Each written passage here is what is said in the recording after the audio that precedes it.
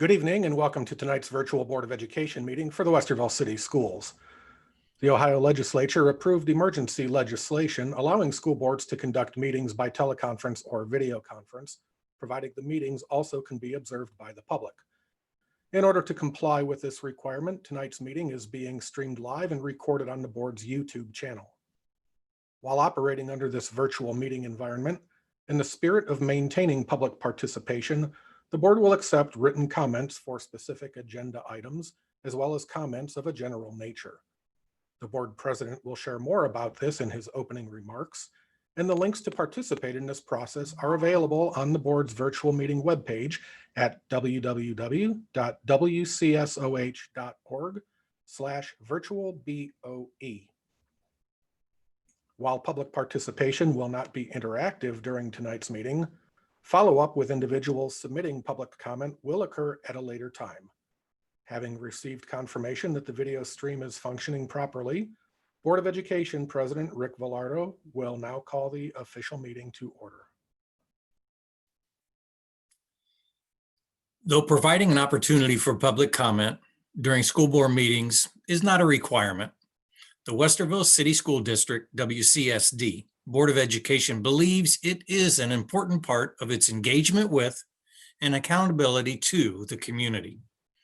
In response to public gathering restrictions now in place due to the coronavirus, and in the spirit of maintaining an opportunity for our public to participate in these virtual school board meetings, we are offering interested persons an opportunity to submit written public comment.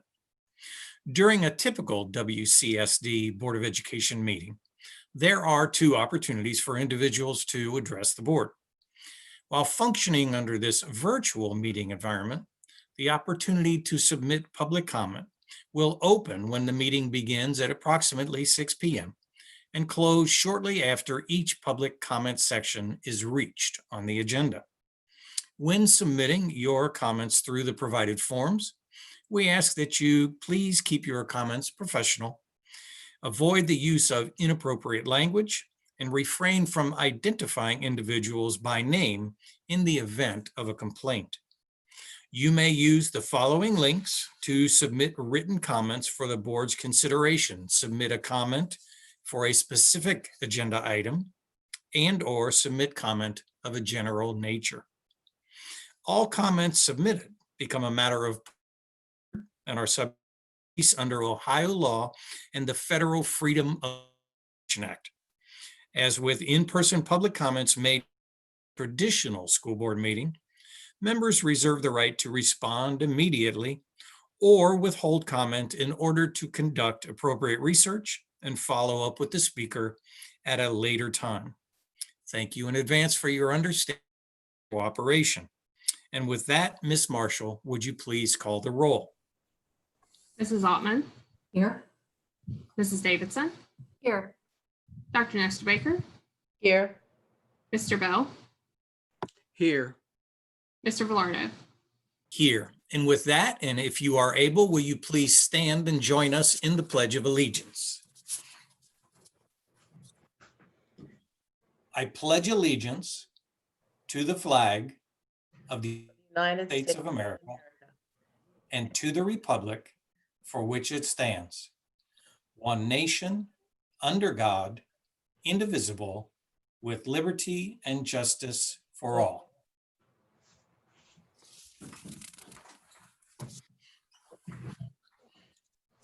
Thank you.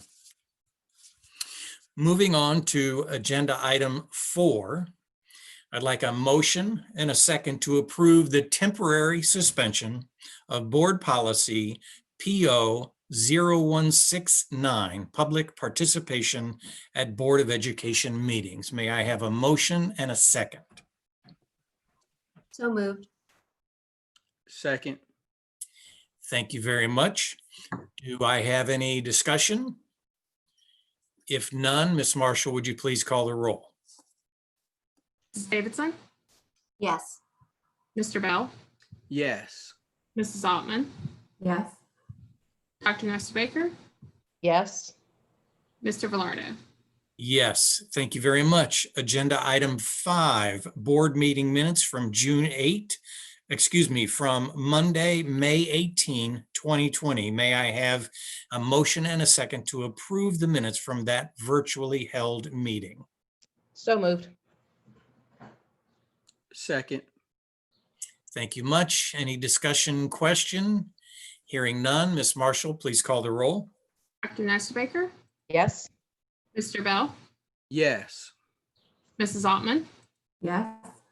Mrs. Davidson, Yes. Mr. Velardo. Yes, thank you.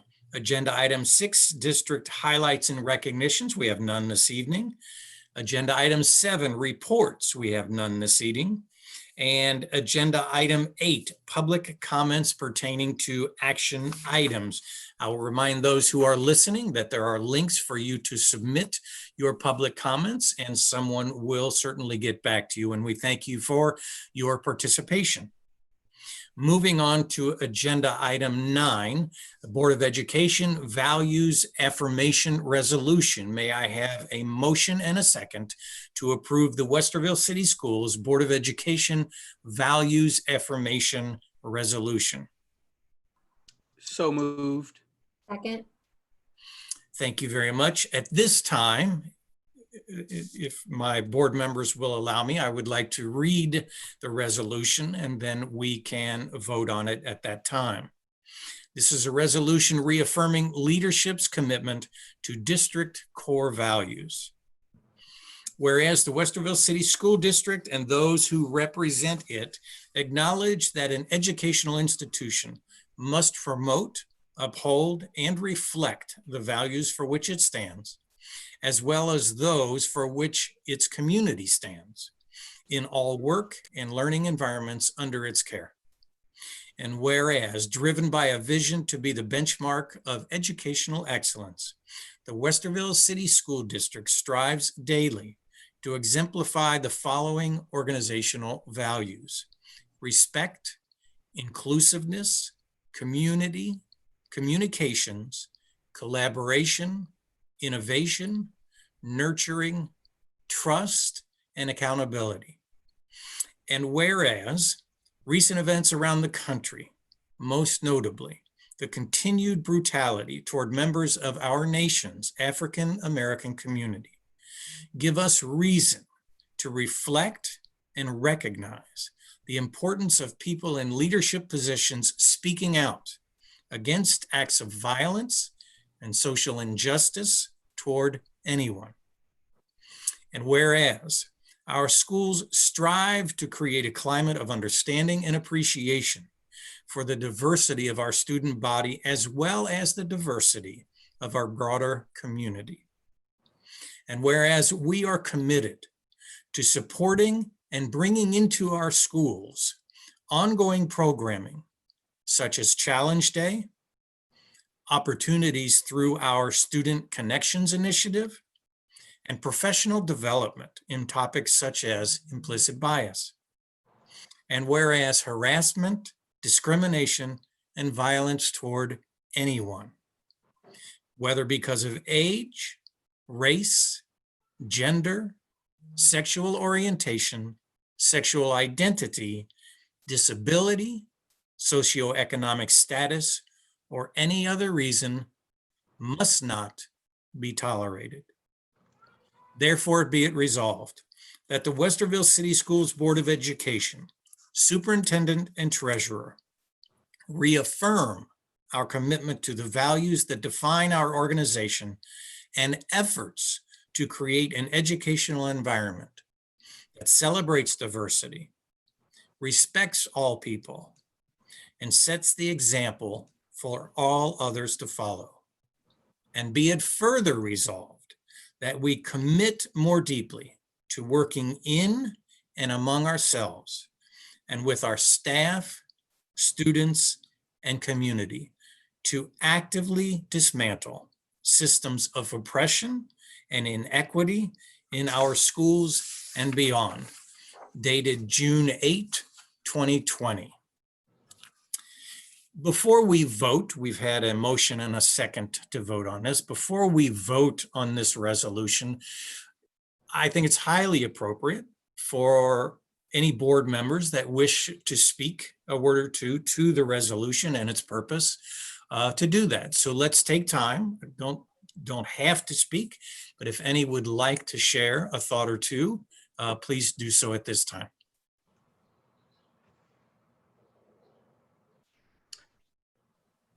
I'll go first.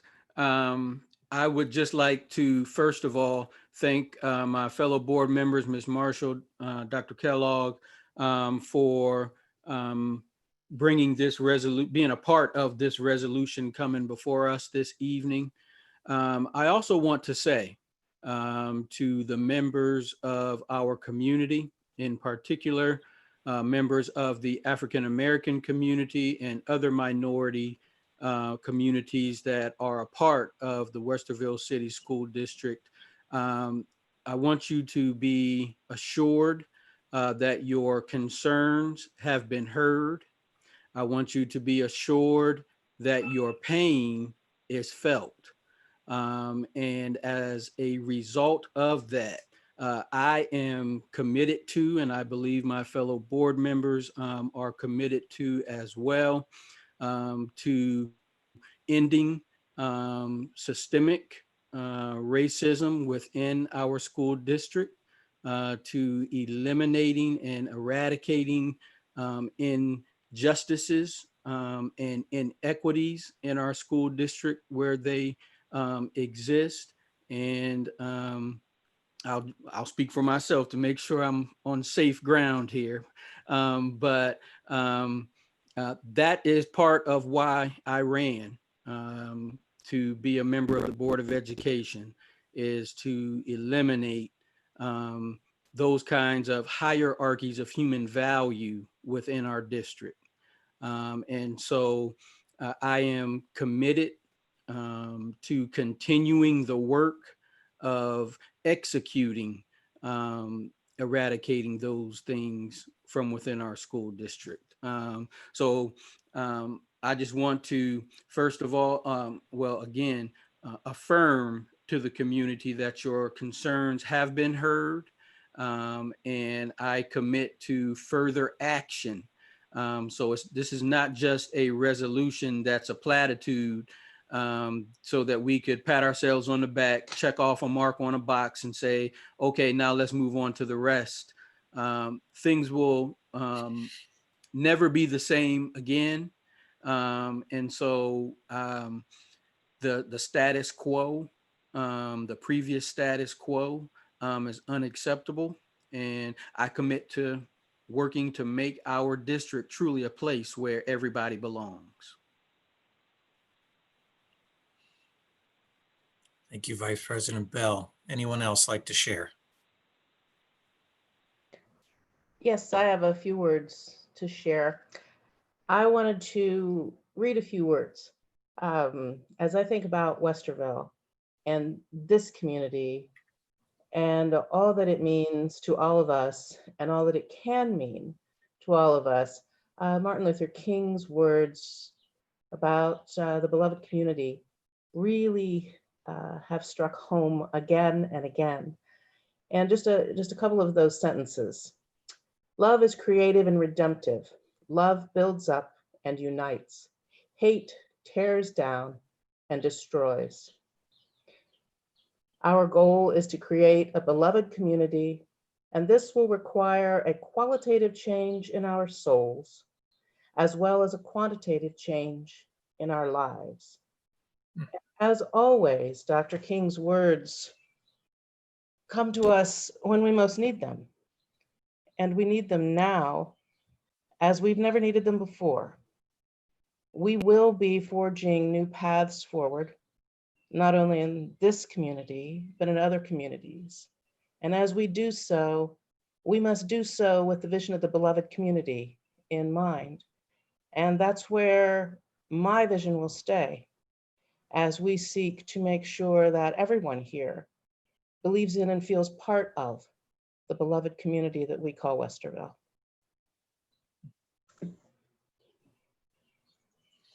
Thank you, Dr. Nestor Baker. Anyone else like to share? Let's say something brief. Yes. I'd like to second Mr. Bell and his commitment to doing this work. There are sometimes things that are obvious that we need to work on, and we know about some of those, and work has started on some of those, hiring practices and so on. But there's an awful lot in a system of oppression and a system of inequity that isn't apparent to all of us on the board. And so that's where communication with the community, with our students, with our staff, is going to be so essential. So I just encourage those who are in the community and want to see change, help us make that. Because sometimes we need, well, always, we need to understand your experience of those systems from your point of view in order to even see what change needs to be made. So I second that commitment, and I would just ask our community members to help us do this work. Thank you, Ms. Altman. Anyone else? Yes. Yes. So I agree 100% with my colleagues, and I make that commitment also. In addition to that, I think, over these last couple days this week, for myself, I'm trying very hard to dive into educating myself a little bit better. Things that I thought I knew, I didn't know. So hearing what Jen said, as part of the community, we are asking you to please come along with us and help us, be patient with us. This is going to be a long journey, but you have our commitment. You have my commitment. So thank you. And thank you to my colleagues. I would echo what all four of you have said. I know that when I ran, I think when each one of us ran, we wanted to make a difference in students' lives. We wanted to help this school district to achieve its highest possibilities, and each student to achieve its his or her broadest potential. And that cannot happen if you feel wounded or hurt or less than. You only achieve your greatest possibilities when the people around you are calling that out of you. So we say to the community, absolutely come alongside of us. Absolutely give us words of encouragement and challenge, because it will take both. And I am grateful for, I know very well, my four colleagues here, and certainly Dr. Kellogg and Ms. Marshall, I know are committed to this cause as well. So we look forward to moving forward with you. So that being said, Ms. Marshall, would you please call the roll on this resolution? Mr. Bell, Yes. Mrs. Davidson, Yes. Mrs. Altman, Yes. Dr. Nestor Baker, Yes. Mr. Velarde.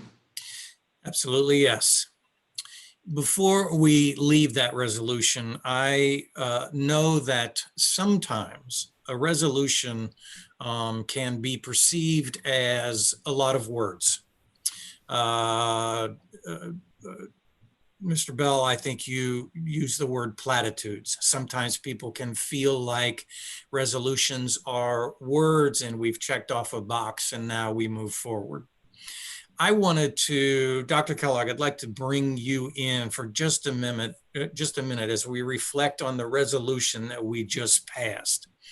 A resolution by its nature is a resolve. We resolve to do this. We resolve to make this impact, to address these issues. But a resolution often, not always, but often doesn't tick off particulars of what we are doing and what we are perhaps looking at doing. We try to be thoughtful. We try to address situations as they come along, and it never does happen as quickly as any of us would like it to occur. And so if you wouldn't mind, Dr. Kellogg, would you just speak for a few minutes about your and the team's thinking at this time here are some things that we have done that perhaps the school community, the Westerville community may not know that we do. Here are some things that we are looking at and some ideas that we are trying to move forward with. So kind of where are we now with inequity, racism, and just the system itself?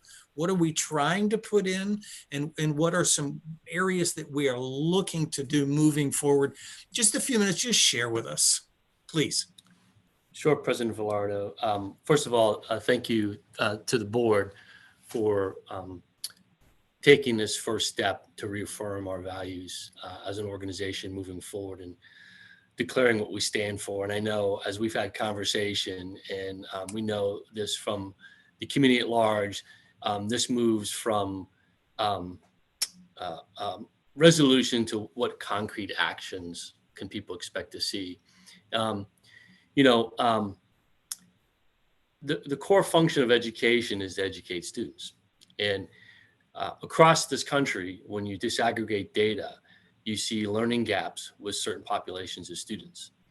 So that's been problematic for longer than necessary, and has been on the forefront of a lot of our work moving forward. Those learning gaps, when we start to pull them apart, really represent opportunity gaps, access gaps, which can be impacted by policies and practices or things we have in place that we didn't think about in terms of equity or discrimination or who they left out. And so knowing that as a public school district, we had responsibility for educating all of our children to their highest potential, and to close those gaps for those populations that were trailing. We knew we need to make changes. And so, in the last several years, some of the things we have done have been efforts not maybe as transparent to people as would seem, or maybe not seem to be predicated on this issue of equity, but they really are. Take, for example, school fees and participation fees that the board has significantly reduced in the last several years. Those represent opportunities for students to participate, opportunities for students to engage in coursework that they want to do without having to incur fees that make that a barrier. And so that's an area where we've done a lot of work. As the board knows, at the secondary level, we've partnered, I think we're going into our fourth year with an organization that works with us on identifying underrepresented populations of students, and intentionally working with them and intentionally inviting them into participating in our advanced placement and international baccalaureate coursework. And then surrounding that with teacher training and support systems for those students who are first time in that curriculum to make them successful. That's a lift. When you looked at our data for percentage of underrepresented populations in those classrooms, it didn't mirror the district demographics. And we've worked hard the last several years and had tremendous improvements in that access. And that's trickled down into the middle school. As you know, last year we opened the door to our accelerated curriculum and removed some of the policy barriers we had that made it difficult for students to access that curriculum if that's where their parents wanted to be. So we've done a lot of that work. We've added coursework. Most recently, if you take a look at some of the coursework the board approved at both middle school and high school, go back and look at some of those titles. There's some coursework in there that is really focused on bringing a more diverse curriculum opportunity to our students. We can go further in some other areas in terms of materials we choose and how we present topics, and that's always an area we can do improvement on. We continue to work hard on trying to attract minority candidates to our positions. I think if I read Dr. Hopkins' report that he may present this evening, I think currently this year about 15% of our teacher hires are from minority populations. That beats the national average. The national average, you're talking about, of those people coming out of college with a teaching degree, about 9% or less are actually minority applicants. So the pool there isn't a large pool of minority candidates to choose from to come to public education. And then we're competing with others to make this a place where I'd like to work. Other programming we've done through Cynthia DeVise and Tammy Santa with the model program. These are all things we've done in the rearview mirror that are good. One of the ones where we need to enhance, and this goes to the call for two-way communication and having the community parallel with us, is we have several years ago built into, as part of our training with our administrators, where we did implicit bias training. We put out a call for schools and the district to have equity teams. Those are in need of dust up and reinvigoration.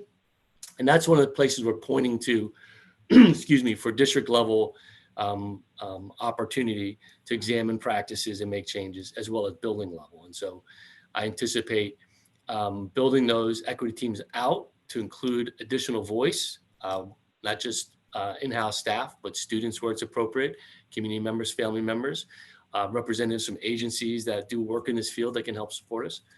So we see some opportunity in front of us that we're already working on to capitalize on what really is a core mission for us as a leadership team, and from so many of the educators in the system that are calling for the same thing you all are. So the call is there for action. It is loud, it is pronounced, it is energetic. We want to capitalize on that and continue to move ourselves forward as a district and see how we can remove barriers, increase opportunities for students, and provide a more equitable educational situation for our students, so that next generation's experience is different and better as an organization. So that's where I think we are. We are still formulating some of that. We'll bring it back to the board for some opportunity as we kind of get ready to put that in action. And happy to answer any questions the board members might have. Thank you, Dr. Kellogg. Anyone, a quick question that you would like to share, or not a quick question, a long question? That's fine too.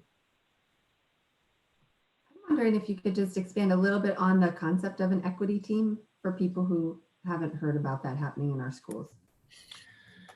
So the equity teams, really their focus is on the differences in experiences and outcomes we see for children. So it may have to do with looking at enrollment patterns, may have to do with how we look at selection of materials to support curriculum. It will look at experiences people have. For example, one of the strategies we've used through HR to understand perspectives of the school district from the lens of a current minority employee is to ask what their experience is and understand what makes them comfortable, what makes them appreciate being part of Westerville, and what might make them feel isolated as being part of our school district. And we hear both.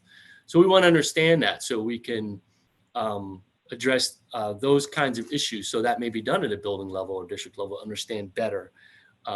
And there's just a whole host of things that people can do that go above and beyond kind of the superficial moments that we tend to have and then walk away from, or the short-lived energetic burst of action around a time period of issue that then wanes as the issue goes away.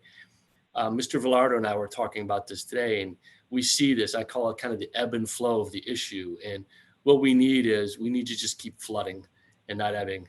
And so we need to build in a structure where we can bring multiple voices into that school experience, the district experience, look at the data, which can include people's reporting of experiences that they've had, and build a better system. Policy changes in practice, whatever that might be. But if we bring the voices in through a structure, through a shared team, which means building trust and relationships within that first, I think we can make even better strides from where we're at and really start to demonstrate through our actions exactly what those values are that we stand for. Thank you. Thank you, Dr. Kellogg. Anyone else like to just ask a quick question or a thought? John, very quickly, I admit, I haven't looked on our website to see how readily available this information is. I do know, in talking to people over the last week or so, that there is not widespread understanding of things that have been going on here over the last several years. And as we seek to move forward and identify new paths that will bring us additional success in this area, I think it would be helpful to have gathered more in one place a number of the things that we are doing across multiple populations, so that people see what our values look like when we put them into play the way we've been trying to do over the past few years. It gives us a good starting point for where we want to go next. And it would help people if they could be at the same starting point that we are.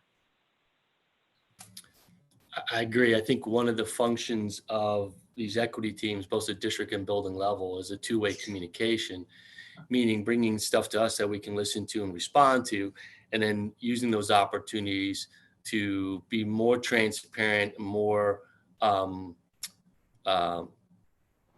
clear to the community. This is what we are doing. When I reflect on some of the things I said we have done, and I don't hear that coming from people saying, recognizing that work, I put it back on my shoulders to say, well, we're just not being transparent enough. There's work we're doing which may not be as complete as we'd like, and it may not be as satisfactory as people would like, but there's work that's been done. And transparency means, we have clarity about what is going on, what we're trying to do. So I want to own that one. And I see that being part of the function of those equity teams at the district level and at the building levels, to communicate to folks what we're identifying as things we want to work on, our approaches, and what our successes are and challenges are. Thank you, Dr. Kellogg. Anyone else very quickly? Mrs. Davidson? Well, I'm Yes. kind of working through something right here.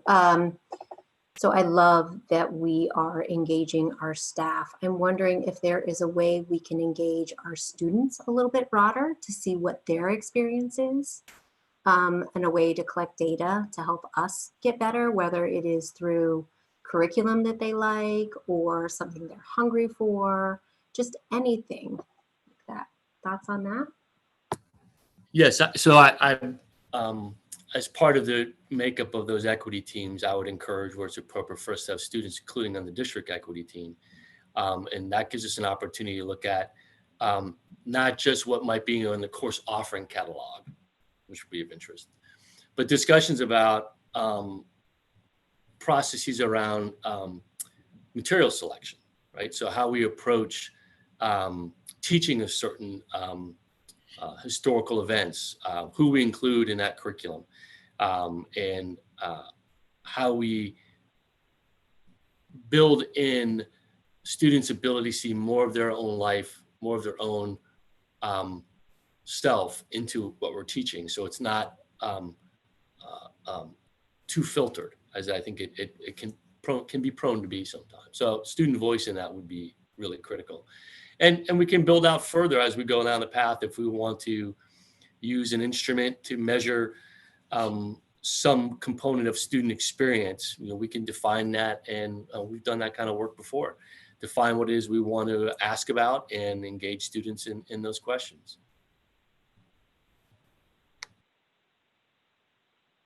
Thank you. I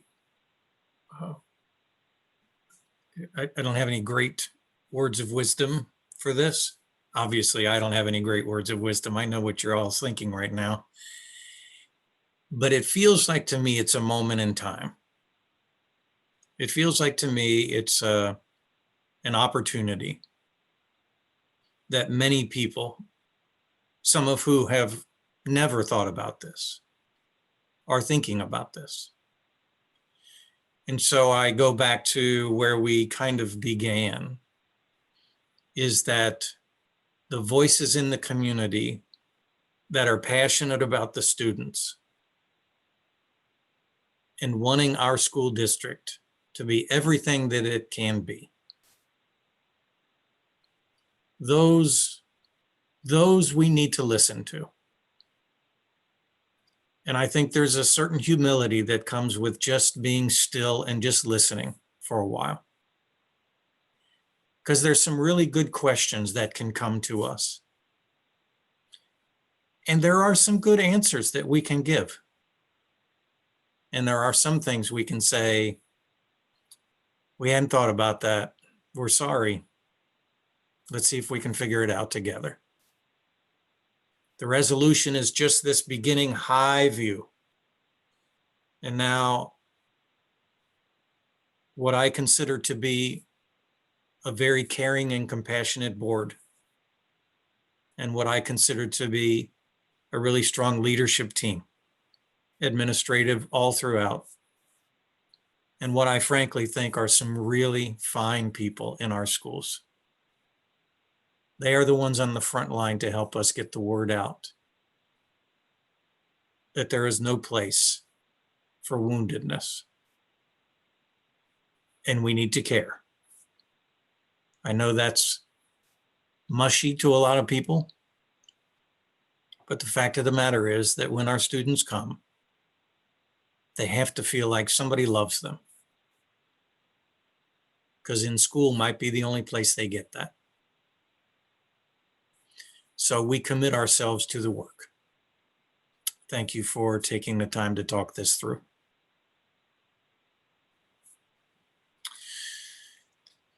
Hearing no other discussion there, moving on to agenda item 10, financials. A motion and a second to approve purchases in accordance with ORC 5705.41 and Board Policy 6320. May I have a motion and a second before Ms. Marshall explains what I just read? So moved. Second. Thank you very much. Ms. Marshall? Yes, thank you, President Velardo, members of the board. So these are what we affectionately call then and now purchase orders. So this is a case where we had an invoice dated prior to a purchase order date. There are two in front of you. One is for the yoga project, and that was a purchase that's being made out of a grant fund, and it was just the timing of the grant that we didn't have that purchase order in place.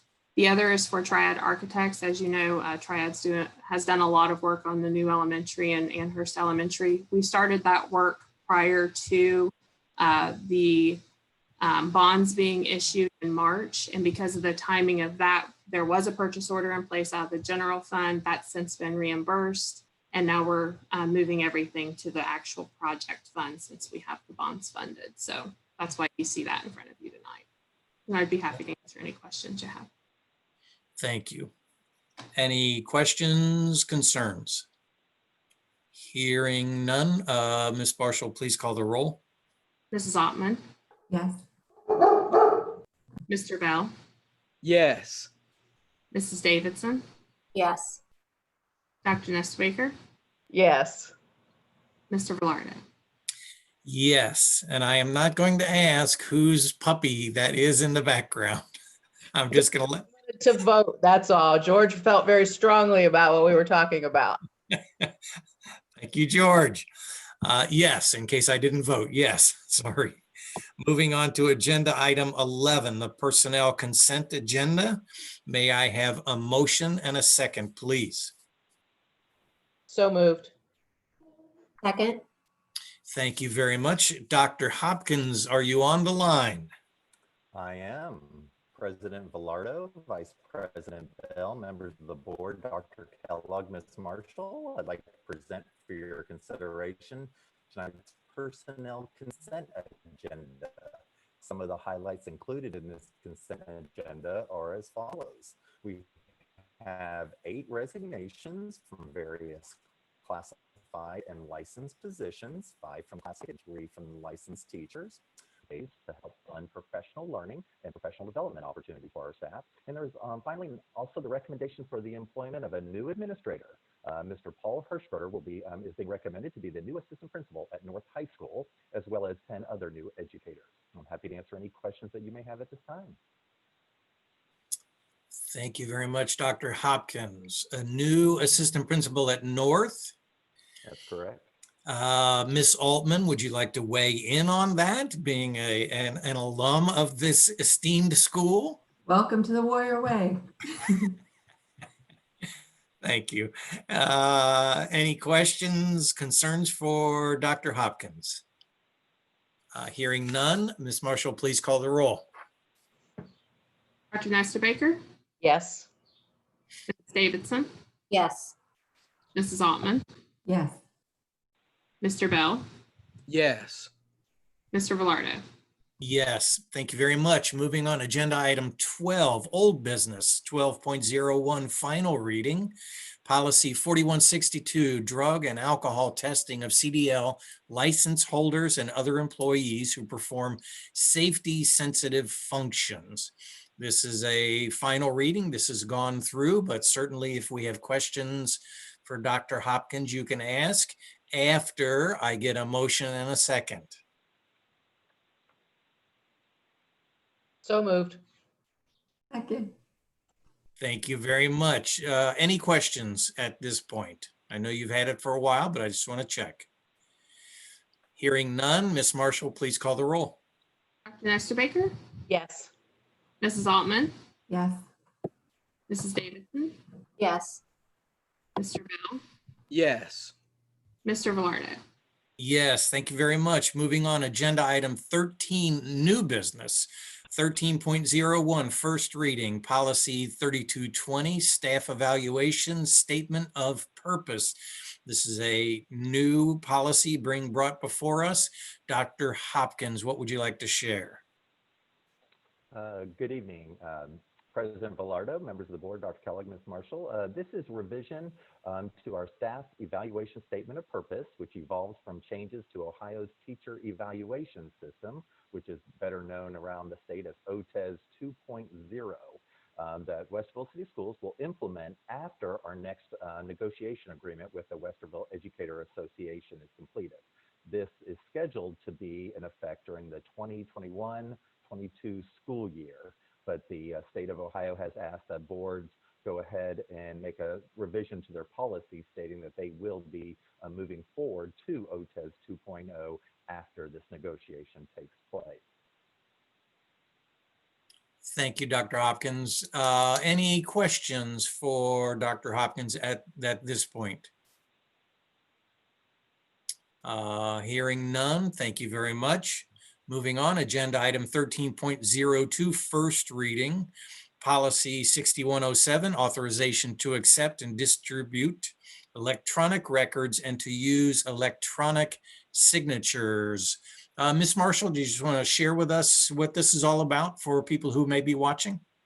Yeah, absolutely. So President Velardo and members of the board, as you know, we've been working remotely quite a bit here recently over the last few months. And so we realized that we did not have a policy in place for electronics, the use of electronic signatures, and then also just storing electronic records. So this is a policy that's suggested by Neola, who we work on policy administration and development. And so this is in front of you for a first reading. If you have any changes to it, I'd be happy to make them. Thank you very much. Any questions? Dr. Nestor Baker, I saw your eyebrows go up. I don't know if that means you had something to say at this juncture or is it later? It'll be later. Okay. Thank you. Thank you very much. No questions, concerns at this point. Thank you much. Moving on, agenda item 14, standing business, 14.01. Resolution for letter of agreement with the city of Westerville for Early Learning Center. May I have a motion and a second, please? So moved. Second. Thank you very much. I know you've read up on this, but Mr. Dorn, are you on the line and would you like to share? I am, sir. Good evening, President Velardo, Vice President Bell, members of the board, Dr. Kellogg, and Ms. Marshall. The resolution presented here is for a letter of agreement with the city of Westerville and the board to allow for an access drive from the Early Learning Center's lot to the new police station on Huber Village Boulevard. The district has been in discussion with the city for some time now about this drive. The drive would provide a controlled second point of ingress egress to the police station and possibly improve response time to the Early Learning Center if ever an event were to arise. This resolution will allow the city to move forward with their planning. Once the project is underway, this resolution will also authorize the execution of a formal easement. With this access road, there will be a need to move a portion of our fence along the property line just a little bit south. And it will also slightly alter the corner of the outdoor amphitheater as shown in the drawing. The city agrees to pay all costs associated with the construction of the access drive, including all site restoration costs. It's being recommended that the board approve this resolution authorizing the execution of the letter of agreement and subsequent permanent easement. Thank you, Mr. Dorn. Any questions, concern from the board? Hearing none, Ms. Marshall, would you please call the roll? Mr. Bell, Yes. Mrs. Davidson, Yes. Mrs. Altman, Yes. Dr. Nestor Baker, Yes.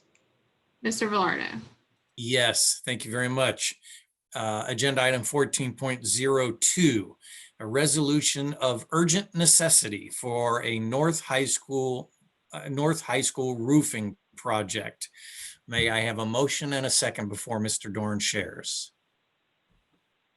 So moved. Second. Thank you very much, Mr. Dorn. Yes, this resolution presented here is for a capital improvement project to perform roofing repairs at Westerville North High School. This project is per the request of our in-house maintenance team and verification with our design professional. During this fiscal year, the Attorney General's office issued an opinion that restricts the use of cooperative purchasing plans under Revised Code 9.48, such that no construction services can be provided under such programs. This AG opinion actually affected two of our planned projects for this summer, including this roofing project at North High School. The work for this project is unable to be delayed, so after consultation with legal counsel, we are proceeding with this urgent necessity resolution.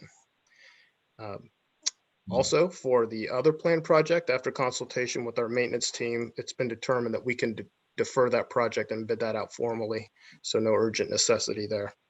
It's being recommended that the board approve this resolution authorizing Garland DBS to complete the roofing restoration project in an amount not to exceed $200,891 with a noted change order process.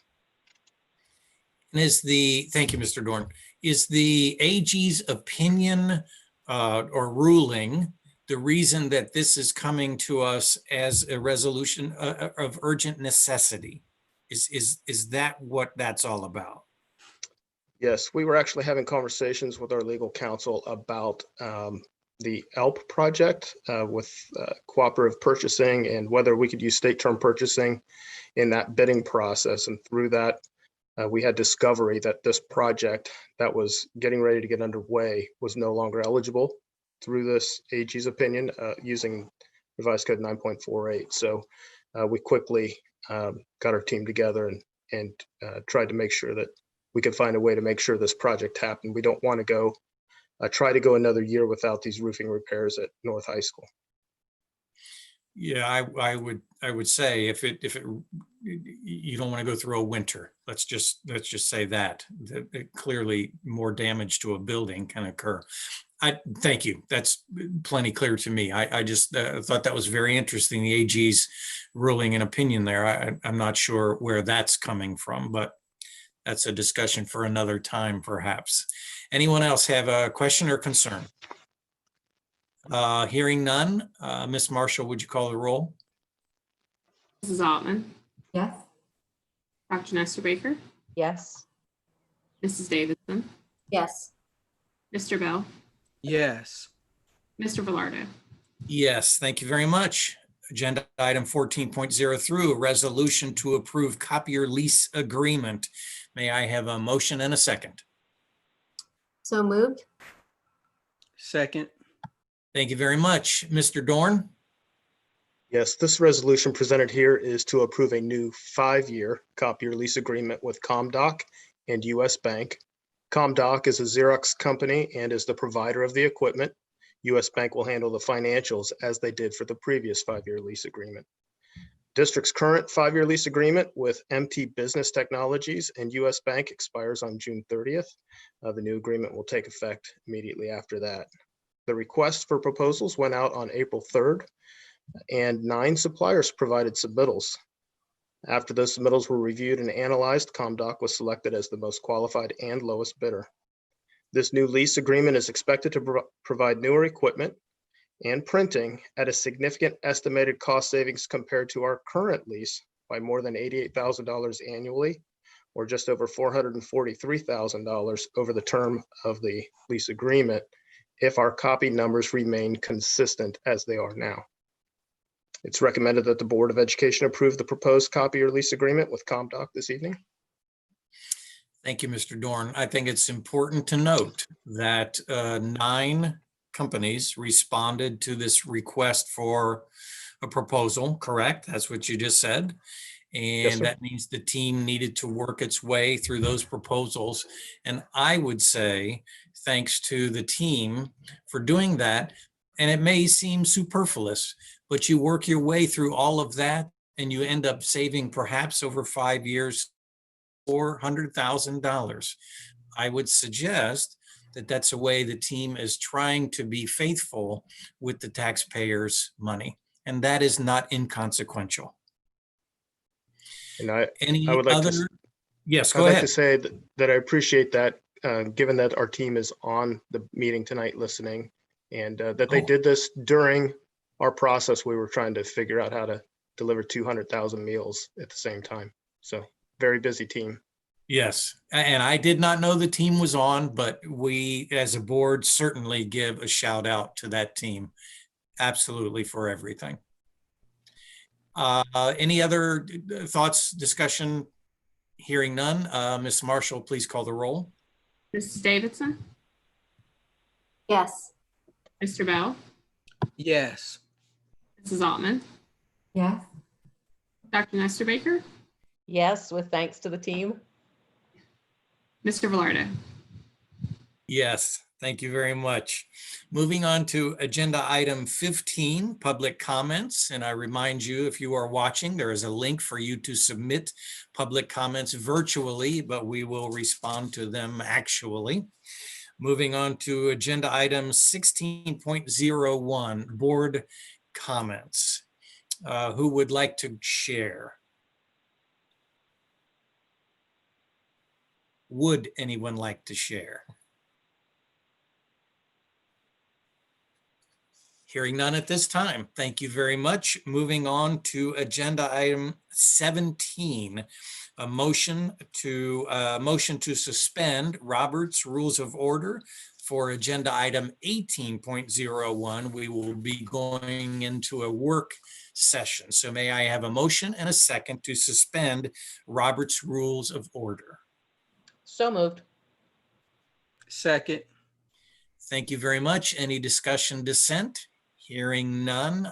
Ms. Marshall, please call the roll. Dr. Nestor Baker, Yes. Mrs. Altman, Yes. Mr. Bell, Yes. Mrs. Davidson, Yes. Mr. Velardo. Yes, thank you very much. On agenda item 18, as I just indicated, we are now in work session 18.01 is what we are focusing on, the opening of school, fall 2020. Something that I would suggest is like nailing Jell-O to the wall, or at least a moving target. And so we are, for those of you watching in the land out there, we are going to go through several areas in which we are working to try and address many of the moving targets about what it will look like, possibly, potentially, as we look to opening schools in the fall of 2020. I'm going to first turn to Dr. Kellogg to share with us about the core planning team, that central group that is focused on how are we going to open schools in fall of 2020. And I will just say, Dr. Kellogg, as you begin, if you could, I suspect you are already going to do this, just say a quick word about this is what the core team, this is who it's comprised of. Sure, Mr. Velardo, President Velardo, members of the board. I'm going to do my best to, in short, give you an overview of where we're at and how we got there. Of course, the main driving question about the fall of 20 is what will school look like? How will students attend? How will they be educated? We started this work several weeks ago as we were ending the current school year and facing the next school year, realizing certain facts. So a couple of the premises that we're working under, premise number one is that there will still be a virus. Premise number two is there will not be a vaccine by the time we open school. And premise three is there's going to be an expectation of school teaching and learning going on. What we don't know is what will that look like? We're watching as Ohio and other states begin to open up more services for people and getting closer to normal. And at the same time, eyeballing what does that mean in terms of the spread of the virus and people's health as that happens. So there's not great clarity as to guidance about what the fall will look like. But despite that, we have commissioned the team to do some work. One of the things we did early on, and this is actually, we had a public comment come in, and one of the questions within that public comment was how we gathering information from the community. And as you know, we've used a couple of different instruments to gather a lot of information from people about their concerns about opening in the fall. We did a thought exchange that had about 1,500 community members. We did one with staff that about 600 staff members responded to. We've done surveys of parents and students and educators and had high rates of return on those as well. And we've done some stakeholder groups to get some feedback. I tasked Mark Hersizer with kind of leading the charge for this core team. And he and the team have cataloged, I think it's close to 300 discrete issues that came out of that collection of information from people that we've documented and assigned to particular key leaders in the district to start working on. I want to thank the board for their deep interest in not just being aware of the work, but rolling up your sleeves and being part of the work. So our structure is such that we have a core team that is internal key stakeholders and leaders that Mark and I work with once a week. That includes President Velardo and Reverend Bell as part of that team. So they can help bring to light what we're talking about. And then underneath that core team, which kind of tracks progress, we've assigned key administrators to particular issues that we want to start working on. And then each of our board members has opted to participate on some of those current action teams. These are not the only teams we'll put together. These are what we think are the key points right now to move us forward towards a plan as additional information comes rolling in. I'll give you a great example of something we're going to see tonight that's really an important one, and that's transportation. There is very little clarity on what transportation will look like in the fall. If we were to build today based on what we're being told, we'd have to build a system that was based on one student per seat on the bus overall. And as you're going to see tonight, that's a significantly limiting factor and really impacts everything after that.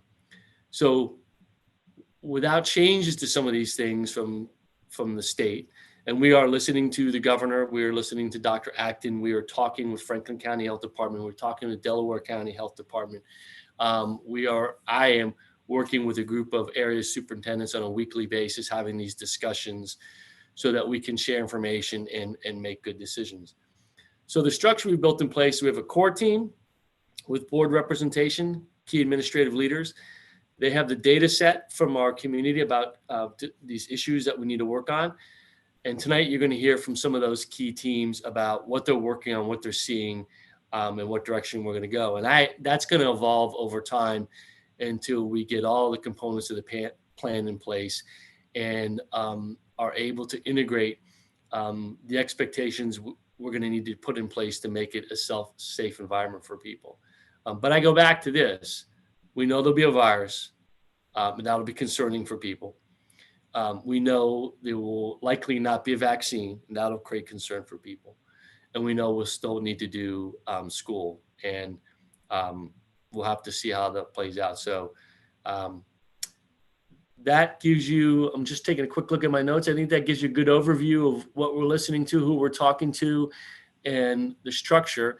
Reverend Bell and Reverend Velardo, do you have anything you want to add from the core team? Did I miss anything or observations that you had from your work? Reverend Bell, anything from you at this point? Just because you've been in those meetings as well. What do you think? No, I think that covers it pretty comprehensively. It's a great group, working systematically, working our way through a lot of data, a lot of requests. So yeah, I think that's a good overview. Thank you. Yes, I would just add when Dr. Kellogg says maybe 300 or so issues, it literally is. I will share with folks. We are listening through thought exchange, listening through group meetings, listening through staff reports, listening to students, and out of all that listening came an Excel spreadsheet of over 300 different pieces of questions and concerns and wonderings.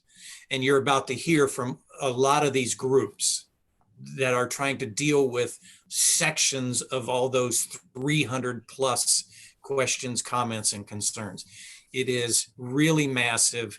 And Vice President Bell is exactly right. That is an impressive, hardworking group right now. And I am just overawed with the number of questions that are being dealt with. So thank you, Dr. Kellogg. Great introduction. Appreciate that. Could I add one thing? Absolutely. Just so I want to acknowledge, we did have a public comment come in. I think it's related to what we're going to talk about the work session. This came from a Rebecca, I think it's Seum, S-E-U-M. And she basically asked about our online or hybrid learning model. Will you guarantee full-time school days for students? Are there obstacles to providing full-time remote learning, and how are we incorporating parent feedback from the district? I think that last part we kind of covered. And so if she's listening, I think she'll hear where we are in the planning, particularly around this remote learning. What we don't have yet is the organization of what the day will look like in terms of whether or not students are coming into the building or not, and if so, in what manner and how often. You're going to hear some of that this evening. So if she's on tonight, I think she'll hear about where we're at so far and where we still need to go. So I just wanted to make sure that the board knew that public comment came in. I think this is a part of that relevant conversation. So President Velardo, I'll turn it back over to you. Absolutely. Thank you. And thank you for bringing that public. We will go directly there to the remote learning and trying to figure all of that out. Just simply the remote learning plan. Dr. Nancy Nestor Baker is serving in that area. Nancy, what would you share with us? I have pages and pages of notes, kind of like the list of 300 questions. It's been remarkable to sit in on and talk with and listen to our educators and our staff members who are working on the remote learning planning. I think as you want to put your arms around it, probably one way to look at it is the predominant focus, K-12, is, well, pre-K through 12, excuse me, is really focusing on standards, expectations, and engagement. And so as we look at those three large buckets, we're looking at those in three different possibilities.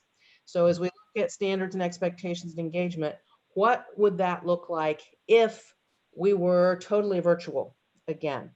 What would those three things look like if it is a face-to-face environment for schooling in the fall? What would those three things look like if we had a combination of face-to-face and virtual.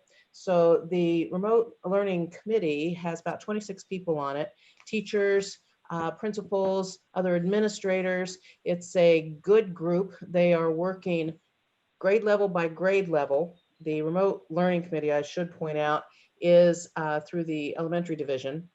And so they're working grade level by grade level on what are the expectations for a student's day? What are the expectations for a teacher's day? What are the expectations for families? As we look at what education is going to be like, and so that we're ready to go based on whatever the state says we should do. So some of the things I wanted to point out to you is a comment that Barbara Wallace said, which is that a sound remote plan is an ongoing improvement. In other words, what she's saying with that is that even if we are face-to-face, there are still going to be online components and virtual components that will be part of delivery going forward. This pandemic has caused a sea change, if you will, in education, and has caused us to really dig in and look at what we can do differently and what we need to make sure we protect as regards delivery of curriculum and instruction in Westerville schools. So we're not wasting any of the efforts when we look at those three strands of virtual, blended, face-to-face, because there will be components that track through no matter what from all of those. Another thing to keep in mind is that in a blended environment or a virtual environment, we do not expect students to be in front of a screen for all of the hours of an instructional day. Absolutely not.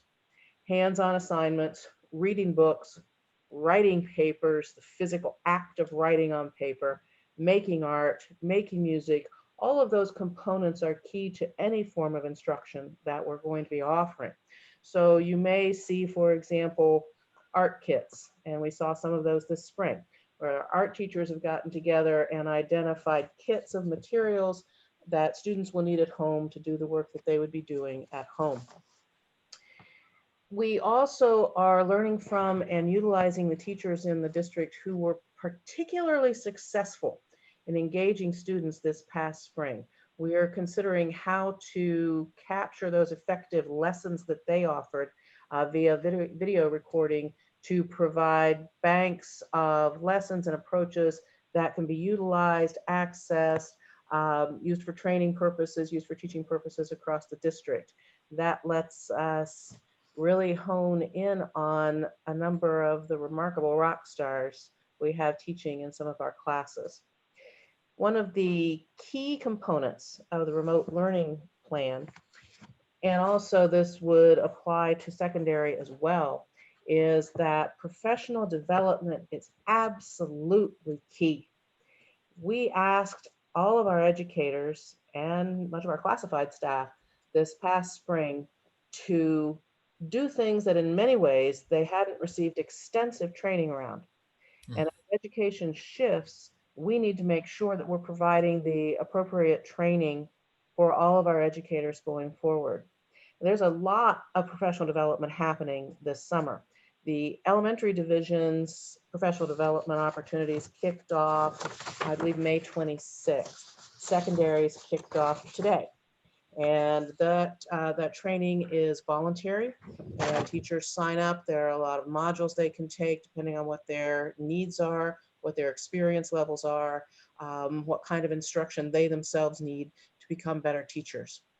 In the secondary level, as of last week, when I last talked to Jen Knapp about this, they had about 125, 130 people signed up to participate in the secondary level professional development. That's out of about 600. So it's a lot of people who are participating. But one of the things that I am going to ask the board to keep in mind going forward, and no, neither Barbara nor Scott told me to tell you this, but I'm going to anyway. I want us to keep in mind the fact that professional development needs may cause us to have to rethink the way we do some things. So for instance, do we need to look at how days are structured? Do we need to look at how the calendar operates? Do we need to look at how we can carve out appropriate professional development time where all of our educators are available and involved in the training that's going forward. So that's kind of the remote learning group going on. I'm just going to tell you a little bit more about secondary while I've got you here, because they're not part of that particular group, but it all meshes together. In secondary, a lot of the focus, in addition to that of standards and expectations and engagement, is on building the capacity for navigating the virtual and blended learning environments. Because as I've said, and as you all know, it is a very different world. How do we approach that? So, kind of how do we build an educational community within that? If we cannot be within the physical confines of a building, how do we build community when we're not? And one of the things that both secondary and elementary are doing is looking at the learning platforms that we use and the programs that we have available. How are those meshed? And one of the ways that I look at that is looking at the platform, whether it's Schoology or whatever else it may turn out to be, that becomes the parameter, if you will. And it's kind of like that becomes the walls of the room. And we move the desks around within the room virtually, and yet it all feeds into and is shaped by the learning platform. Because what we want to do is respond to the needs of our families. And Jen, I know you talked about this a number of times, of what your children were experiencing in the spring, the needs of our families as regards consistency, communication, the ability to navigate fewer programs, the needs of our teachers to make sure that they have the kind of support that they need for the various platforms that we use, and also the support that they need to help them work within the programs that we have. Elementary has more components available to them, like Dreambox, Lexia, so forth, than secondary does. So there are differences by level, like elementary and secondary, based on what we're wrestling with. I have been extraordinarily impressed by the in-depth work that's going forward, by the teachers at all levels and the administrators at all levels, all schools, and at the district level as well, with the level of commitment and the focus on the dozens upon dozens of questions and issues that arise as we look at how we deliver curriculum that was initially planned for face-to-face brick and mortar schools, and how we make sure that we are translating that into a new reality for our students. I think we will be ready, whether it's bucket 1, bucket 2, bucket 3. We're going to be ready because of the way we're focusing so substantially on standards, expectations, and engagement, and then on professional development. So any questions? I know I kind of hauled through that fairly quickly. A lot of work. Anybody have any questions for Nancy? Remote learning, anything? President Velardo, I just add that the focus on the remote learning plan was really an outgrowth early on of frustrations and experiences we were seeing from our families and from our educators in terms of a variety of learning platforms, a variety of different communication tools.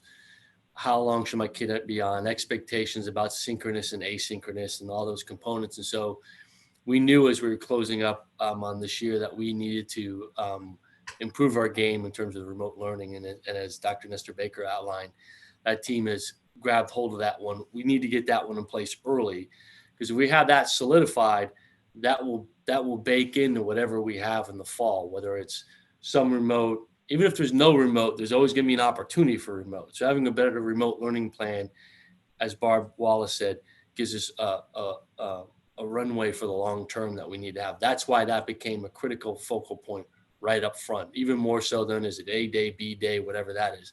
That piece has to be right. Otherwise, it doesn't matter what the rest of it looks like. So I appreciate the team's work on that and hearing where they're at. Thank you. Any questions? Ms. Altman, you started to jump in, did you, or you? Well, I don't know if it's a question, but Dr. Nestor Baker, maybe it is. So, so I'm thinking, as a parent of soon to be fifth grader, I think one of the challenges with the remote learning plan is that we're not going to be able to articulate to our families, our community, like, oh, here's the remote learning plan, see how gorgeous it is, right? Because it's going to look so different at different levels.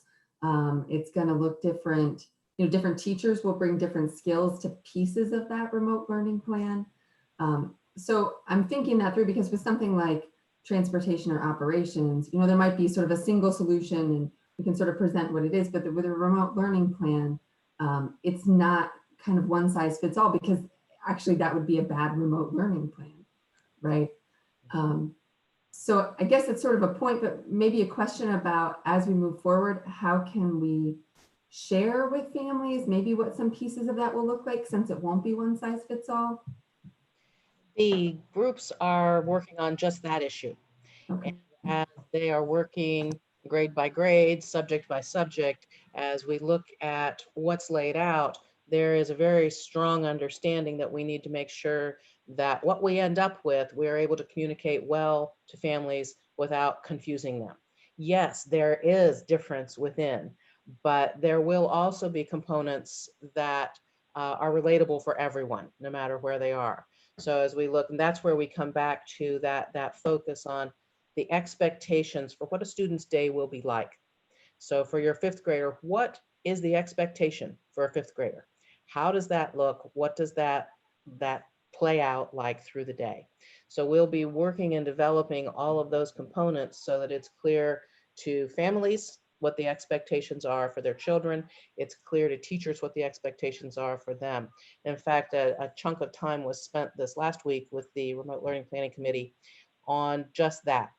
As we bring all of these big pieces of information together, how do we distill that into components that have consistency in communication, so that we don't end up creating a morass of information that is more than people should have, need to have, ought to have in any kind of an environment. So in other words, what you are saying is exactly what the team is wrestling with. Thank you. Thanks.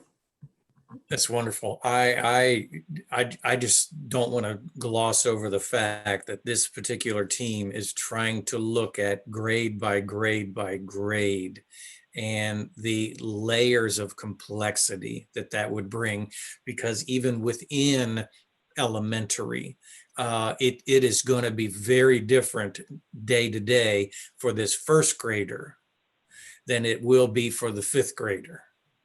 And then certainly very different for the sixth grader and the 11th grader. So just all of that. And I don't know, Nancy, just a quick question. I don't know if this is actually under this particular area, but I know that people in the community have the concern of access. And the more remote learning we include, the access to that for people who may not have access, may not have the best Wi-Fi, may not have, are you all looking at that piece, or is that a different section? Yes and no. So yes, that has been addressed. Even in the amount of time that I've spent with the committee, I've heard it being addressed, and it's also being addressed elsewhere, I know. The access piece is always important, because what we never want to do, and this actually goes back to the kind of discussion that we started with, we do not want to, in any way, even if it were unintentional, we do not want to set up a system, a tiered system between the haves and the have-nots. Right. That is not where we are. That's not who this district wants to be. And all of the people who are working on this are very much aware of that.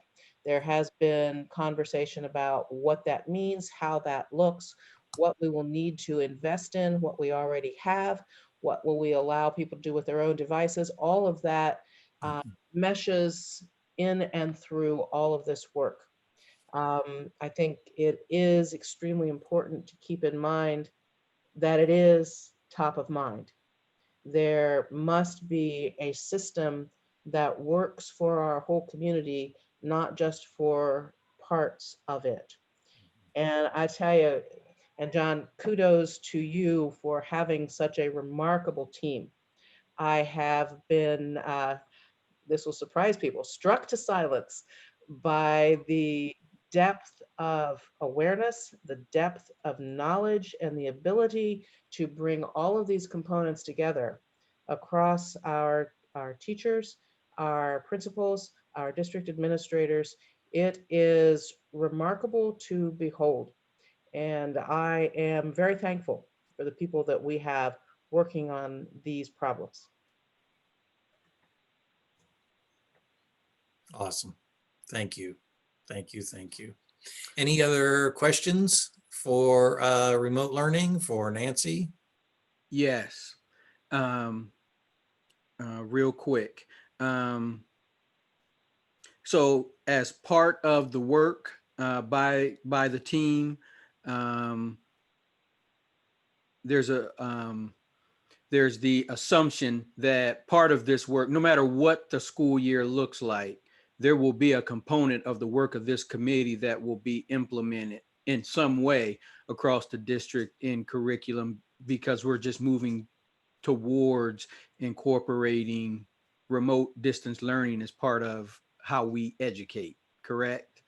Yes, and we've seen that over the past, well, many years now, as we first began to move to online connections to the curriculum we were buying, the resources that we were paying for. So this has increased the speed of that happening. But again, just kind of reiterate what I was saying earlier, if we are face-to-face learning as our primary component, remote learning will not take the place of the relationships that we believe are necessary for children and young people's development. So it will become an ongoing piece of the work that we do. And as we look at the work that we have put into place on the board through Dr. Kellogg's recommendations over the past several years, the implementation of tech coaches, the movement toward curricular resources that are significantly online based, the ability for our own teachers to do curricular design and the development of expansions of curriculum.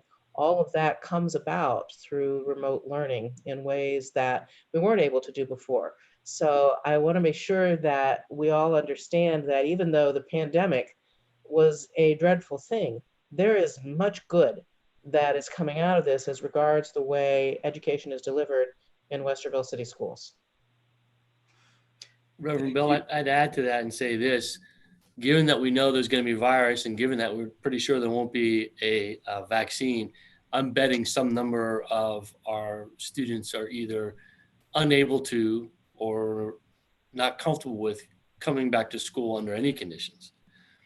And so this building out this provides us an opportunity to figure out how to continue their education as well in that kind of environment. And then just thinking down the road, at any point we have a student who has long-term need to miss school, we may be building in an infrastructure to serve them better than we have in the past once we build this out. Great, because that kind of segue, I've been getting a couple of different questions around remote learning. The first one was, is it all or nothing? The second has to do with, okay, so since we're anticipating the virus will still be here, there will not be a vaccine. If I, as a parent, am uncomfortable sending my student into a school environment and I choose to want to keep them home, is the remote learning team looking at, okay, so for the parents that make that choice, here's what we have available to assist in that process? Yes, that's a short answer. Yes, that is being considered and that has been raised and will be raised again. There are educational considerations with that. There are potential financial considerations with that as well. But given what we know about how people are feeling, and given what we know about what we're hearing about the virus and the vaccine and this and that and the other, it would be irresponsible not to plan for that eventuality. Okay, thank you, you and the team. Absolutely. Any other final questions at this point? These teams are going on and they're working for quite a while, but there's a quick update. Okay, thank you much, Dr. Nestor Baker. I'd like to turn now to transportation and facilities operations. Mrs. Davidson, I believe, is going to begin sharing a report with us. I am. Thank you, Rick. I'm going to start with the facilities and operations team. They met on June 4th, and I would like to tell you who made up the team. Jennifer Ehrenholt, Sue Kaiser, Tim O'Brien, Lauren Ediger, Bob Latero, Scott Dorn, and I. The first thing that they made very apparent was the teaching and learning will need to be defined first, and then the facilities team will provide appropriate responses. So with the three options, a full opening would be first, second would be blended, the hybrid, and then third would be online. Before I really get into it, I would like to remind everyone we have 1 preschool, 15 elementary schools, 4 middle schools, 1 high school, or I'm sorry, 3 high schools, and 1 AEC. So that's a lot of buildings and a lot of kiddos, right? So for our full or hybrid system, the social distancing implications are great, okay? Some of the things that we need to start thinking about would be existing spaces. How can they adapt? Hallways when kids are changing. Many spaces do not allow for major modifications to our facilities.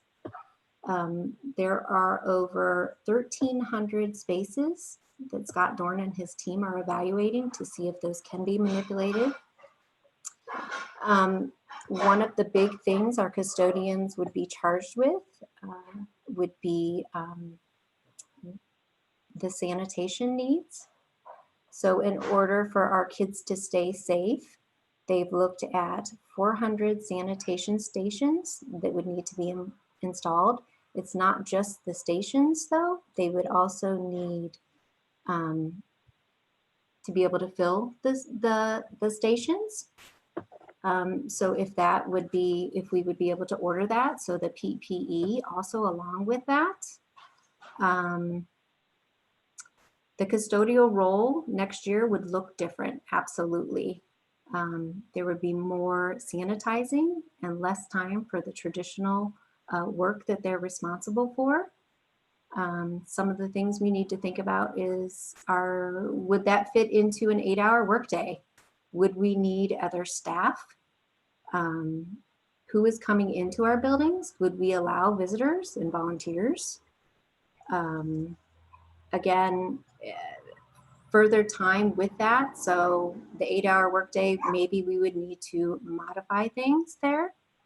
In addition to visitors, what about the community visiting and community renting out our facilities? Sorry.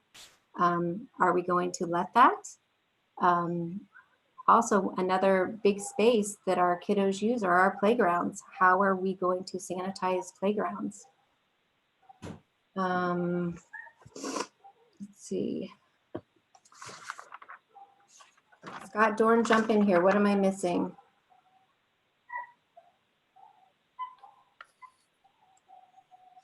I would just say that the space evaluations are ongoing right now.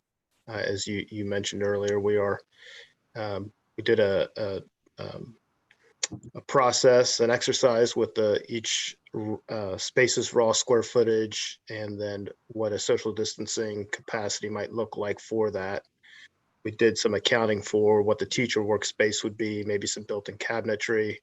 But what our team is doing right now is going from room to room, doing field verifications of those spaces to make sure that we can accommodate 50% of the classroom if we were to come back in some sort of hybrid setting. But I think you've touched on everything else.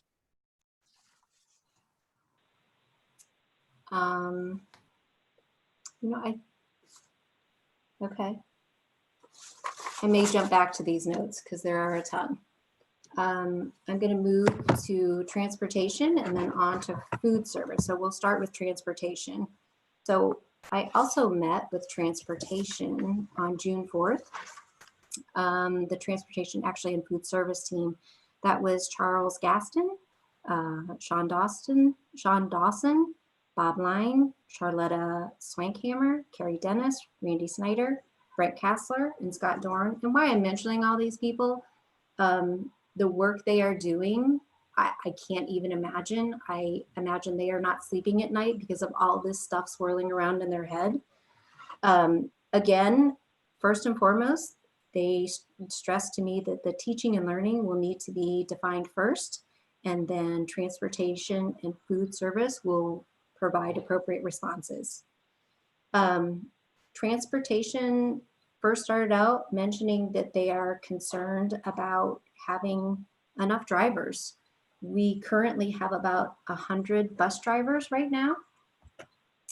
And I'm going to paint a little bit of a picture for you.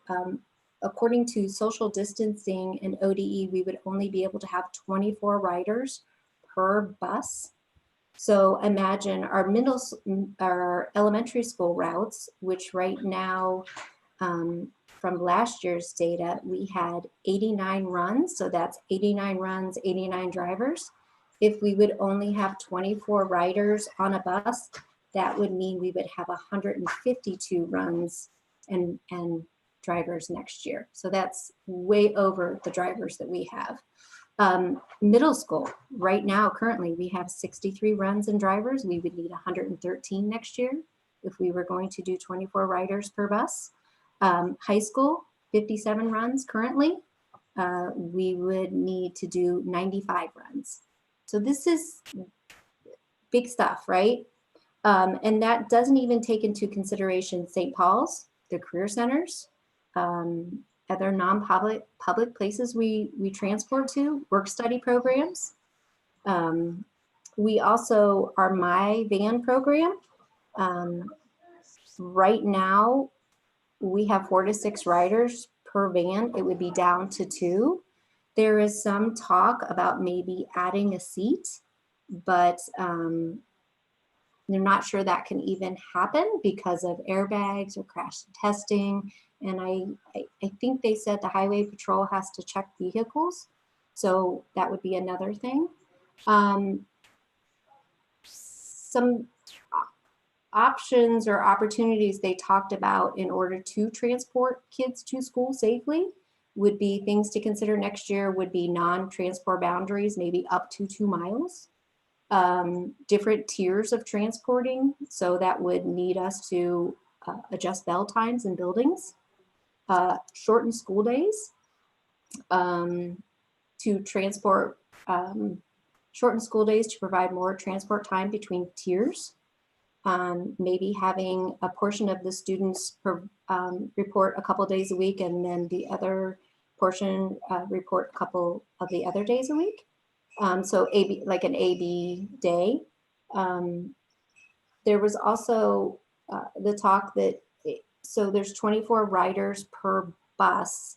So say you're going into a neighborhood and picking up kids, you would need to coordinate with people, it's the teachers at the school, to figure out how then to fill the classroom appropriately with the right amount of kids. So meaning the certain kids would have to be picked up on one day, and maybe not the, you guys are smiling at me, are you? Okay. One big thing that I think we absolutely need to do is to ask parents to register for transportation services. A lot of times people are offered busing and don't need it and don't use it, and that's absolutely okay. But that would give transportation the ability to plan for it. Another thing to think about, the impact of extracurriculars, so sports, band, all that type of things. I think I hit most of the highlights there. Let's move on to food service. So talking about returning to school, right now, food service, they're also concerned about staffing and being able to staff. There are social distancing in cafes would be something we would have to absolutely consider. Do we have enough space? Does that mean we would look at other spaces, maybe gymnasiums? Would some kids eat in classrooms? Which again, then that would take us back to the custodians and our food service workers. How do we clean up after that? And by the way, in talking to the staff, they were like, we can make it happen. These are just things that we need to talk about. If we would do some sort of blended model or do online, right now, the USDA guidelines allowed for us to change, but that expires in July. We allowed us to change so we could service our kids at home. So we're not sure if that would be extended. That would be something we would need to talk about. Their main goal with this group was just reaching as many kids as they need to reach. And that was really good to hear. They were also talking about if food would be served in rooms, how that would be delivered, and concerns, not concerns, but just being aware of hot and cold and the limited menu items. So because we don't have cafeterias in our kitchens in all of our schools, so we sometimes make food in one building and then deliver it to another. Carrie, Bob, is there anything I missed there that you would like to chime in on? I think you covered it from transportation. I mean, I have a lot to say, but this probably isn't the right exact time. But I'm here to answer any questions. I think the one overwhelming piece to us is the social distancing requirement, right? Because for the logistics side of transportation, it's time and capacity, right? So we need enough time to go get as many as we possibly can to serve. So just keeping that in mind, that one child per seat is a very, very difficult mountain for us to climb. Outside of that, this might be too far reaching, but I think it's important to think about, if possible, the plan that we put together from a logistics standpoint would be amazing if we could organize it in such a way that it's adaptable. So we get 2 months into school, say, and things start lightening up even more, or parents are more receptive to their child needing to go to school and having face-to-face, that we can simply add them into the plan versus reorganize the whole plan for a new set of circumstances. So I'll be very brief, but I think as an example, if I had my way, I would set up the routes as they were, say, last year, organize them as if we were going to transport everyone, just as we always have. If through the work from the curriculum team says only half of the students are attending, or a third of them on every other third Thursday, that doesn't matter. Our routes will still run accordingly. They won't be as efficient. So that's the sacrifice. But we would be able to accommodate no matter what the change is or what the expectation is from the district or from the community. We can literally plug and play those in there. That's kind of a pipe dream, and I know that, but I just wanted to share that. It is something that we're trying to hold on to if we can, but we realize that might be difficult to do. Mrs. Davidson, Yes. I'd like to, I think if Bob's team has been thinking about it, there's probably a likelihood that they can plan it. One of the concerns, though, for the logistics side of it is that planning traditionally takes about 6 weeks in the summer for our normal routes. And, so if we can go this route, we've got plenty of time. But if we aren't able to go this route, planning needs to be something that gets extended into a longer duration, which means we'll have to have some further definition so we know which direction to go.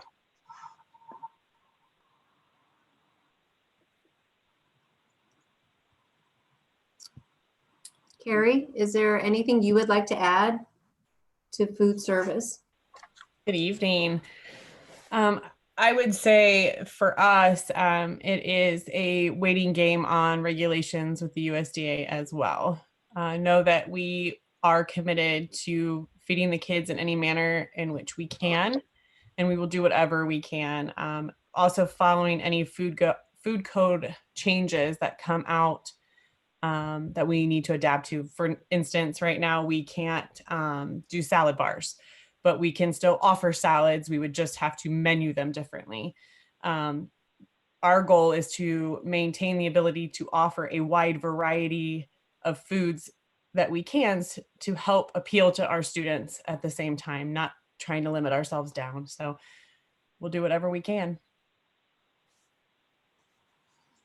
Hey, Carrie and Bob, Tracy, just a thought, and I don't know if you guys have talked about it. I don't mean to put anybody in the spot, but I was just wondering, when we were doing remote learning, we were delivering food to neighborhoods to students. In a hybrid model, means someday some of our kids who rely on us for food aren't going to be with us. Do you see any ability for us to do what we did in the spring under a hybrid model, given what we just talked about with transportation? And it just sounds to me like that would be pie in the sky, be able to do that as well. And I just know if you guys have thought about that and built that in or not. We have had that conversation. The first step in that is obviously the USDA extending the waiver to allow us to feed kids at home for several days. That's level one. Level two is if we are in school and the buses aren't being used, that's one conversation. If we are in school and the buses are unavailable, I believe that one of the things that we could do, much like signing up for transportation, is signing up for food pickups. If they allow us to feed the kids at home and we know that we have families that are in need, we will do whatever we can to make those arrangements. And we could have site pickups and possibly run alternative schedules to pick those up at specific sites. And Saturdays and Sundays are also an option, right? So those buses aren't running. It's extra work. It's a lot of taxing on people, but it's opportunity. So you could do like a multi-pack 1 day a week or weekend. yeah, I'm speaking out of turn, Carrie. This is where she gets to control me a little bit. We'll solve this for her, Bob. Should we, right, so and then she'll fix it. We're allowed to do, if we're allowed to do, up to 5 days or so many days, we would try to maybe put that in the mix. Just a thought. So if I could jump in, I just, one of the things that I think Mrs. Davidson started off with was a concern for our staffing levels. As you know, this board has been very progressive in our hiring practices with signing bonuses and other incentives for transportation drivers because of the difficulty we have in finding them. If we were to have any drivers that may not return, so what due to whatever personal reasons, we not only have to complete the runs for school, but based on how school's defined, we've got to determine what can be done in a traditional day. And so as we start loading up all of these, Carrie and Bob are going to tell you, and they'll find a way to do it, but we have to make sure we actually have the people to do it. So I don't want to get too far in front of ourselves. We probably need to make sure that a couple of key things are defined, and then we can start talking about how far we can push ourselves and meet the needs of our students.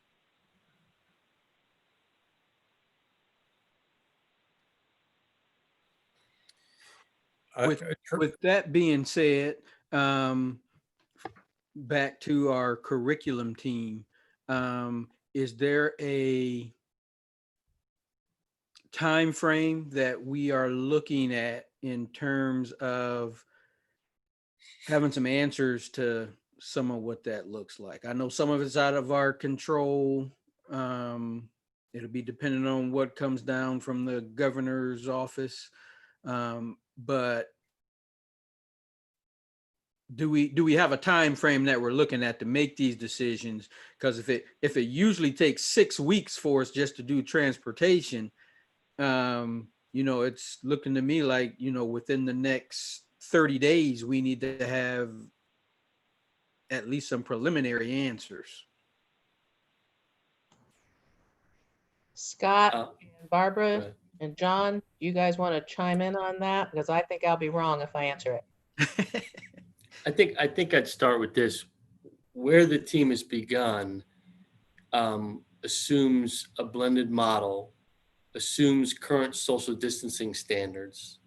And so let's take what Scott Dorn and his team did, where they've actually on a spreadsheet put every instructional space, every space by square foot, by building on a spreadsheet, and put in a formula to calculate based on that square footage how many people could be in that space. That effectively then gives you capacity of that building, and whether or not we could have a 50% on, 50% off model or not. And so from there, we can get, if we get more flexibility, we can broaden back out. So I would hope that our goal is to keep pushing ourselves in June to get as many answers as possible based on what we know, so that July and August are a little bit easier as assumptions of maybe more opening comes. Going backwards from where we're at with restrictions would probably send us back to where we were in the spring, right? So if the infection rate goes in the wrong direction and everything gets pulled back, we'll probably be back looking like we did in the spring, but we'll have a better remote learning plan, right? We know how to do food service and we'll have done everything we need to do. If we stay as we are, we're probably in some kind of blended model. What's our capacity for blended is being defined by these parameters. And then we can plug that in. And I would hope by the end of this month, perhaps by the June 22nd meeting, or if the board's interested, a June 29th meeting, I think would be the week after, we may have some more definition around what it'll look like based on what the state's saying today. But if on August 1, they say, open all the doors and send everybody, we'll have to plan for some. I think one of the side pieces we have to plan for is the assumption that some people are going to be uncomfortable sending their kids and might need that remote option. That's being plugged in as well. And I'll talk at the end about a survey we're working on with Patel for Kids to go out to our families to gather some of this. So short answer is hopefully by the end of this month, we should have some more definition. Okay. Because I think it will also help parents in terms of planning so what do I need my support system to be able to do for me? And so the more time, I'm lucky, so to speak, now, because I got 2 high schoolers and one of them can drive. So it's like, just go and don't hit anybody or anything. But that's not the case, because I've got friends that have got 3 elementary school kids, and so it's like, so they need as much time as we can possibly give them to build out their support system, people that will be helping them then with their kids in school. So I just want to throw that out there as well. But thank you. I wasn't necessarily trying to nail us down to, by July 1st, because I know what happens when that date goes out there, everything goes all crazy. But a general time frame, yes. So thanks. I just want to second the importance of that, especially if we're, just that logistical piece for families is going to be really tough. And I know it's hard for us to balance these orders that keep changing. And so actually, Dr. Kellogg, I just was hoping you could speak for a second, because I've seen misunderstandings on social media where some people are thinking that the governor has already said schools are open in the fall. So questioning why we're even having this kind of conversation. So can you clarify where we are right now? Yeah. School buildings were closed this spring. Schooling went on. In the fall, schooling will go on. To what degree school buildings are open and students come in there is the question. And hence going back to why did we start with a remote learning plan? Because we knew we needed a better one, because schooling will go on whether or not we're in the four walls. So yes, he has said school will be on. That's one of the three standards we know, right? There'll be a virus, there probably won't be a vaccine, there will be school. What does that look like? Your guess is as good as mine. The variables that change are things like social distancing, how many people in a group. I'll give you a great example, local example. So some of you know this running thing is one of my sidekicks. And I saw today, Boston Marathon's been canceled, other races canceled. There is a July 4th race in Ohio at a fairground that's been gotten approved by the local health department. They're allowed to have up to 500 participants, and they're going off in 50-person groups every half hour, starting at 6 a.m. through whatever that amount of time is, which shocked me to think that that's actually going to happen. But we're seeing that kind of stuff. And so I don't know what the future restrictions will be. Clearly, as we're seeing, we would be helped by more relaxed standards on kids on buses. We would be helped in terms of our capacity, but I don't know what our community's response to that change is going to be. And so, as I said, before we close out, I'll give a brief overview of some information. We're going to gather some more discrete, very concrete information from our parents on some of these exact questions, their comfort level with coming back, their comfort level with transportation. We want to measure that because that will give us some ideas of what we're staring at. Thanks. Wonderful. Any other questions for Mrs. Davidson or any of the team for transportation facilities, food service?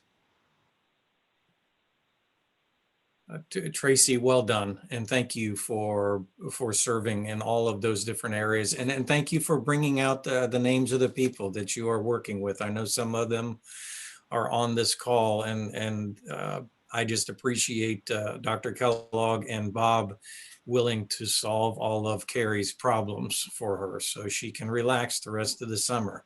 Are you good with that, Carrie? That's a great plan. That's a great plan. Thank you, Carrie. I second it. And I just want to point out before we go on to building operations, that Reverend Bell said he has 2 teenagers and he's lucky. I just want to make sure that we captured that phrase. He has 2 teenagers and he's lucky. Reverend Bell, would you like to comment on that? They are angels. They are perfect. They are the most perfect 2 children ever created by God. Okay, thank you. They don't get up till noon, but they're perfect. Thank you. Okay, moving on from that.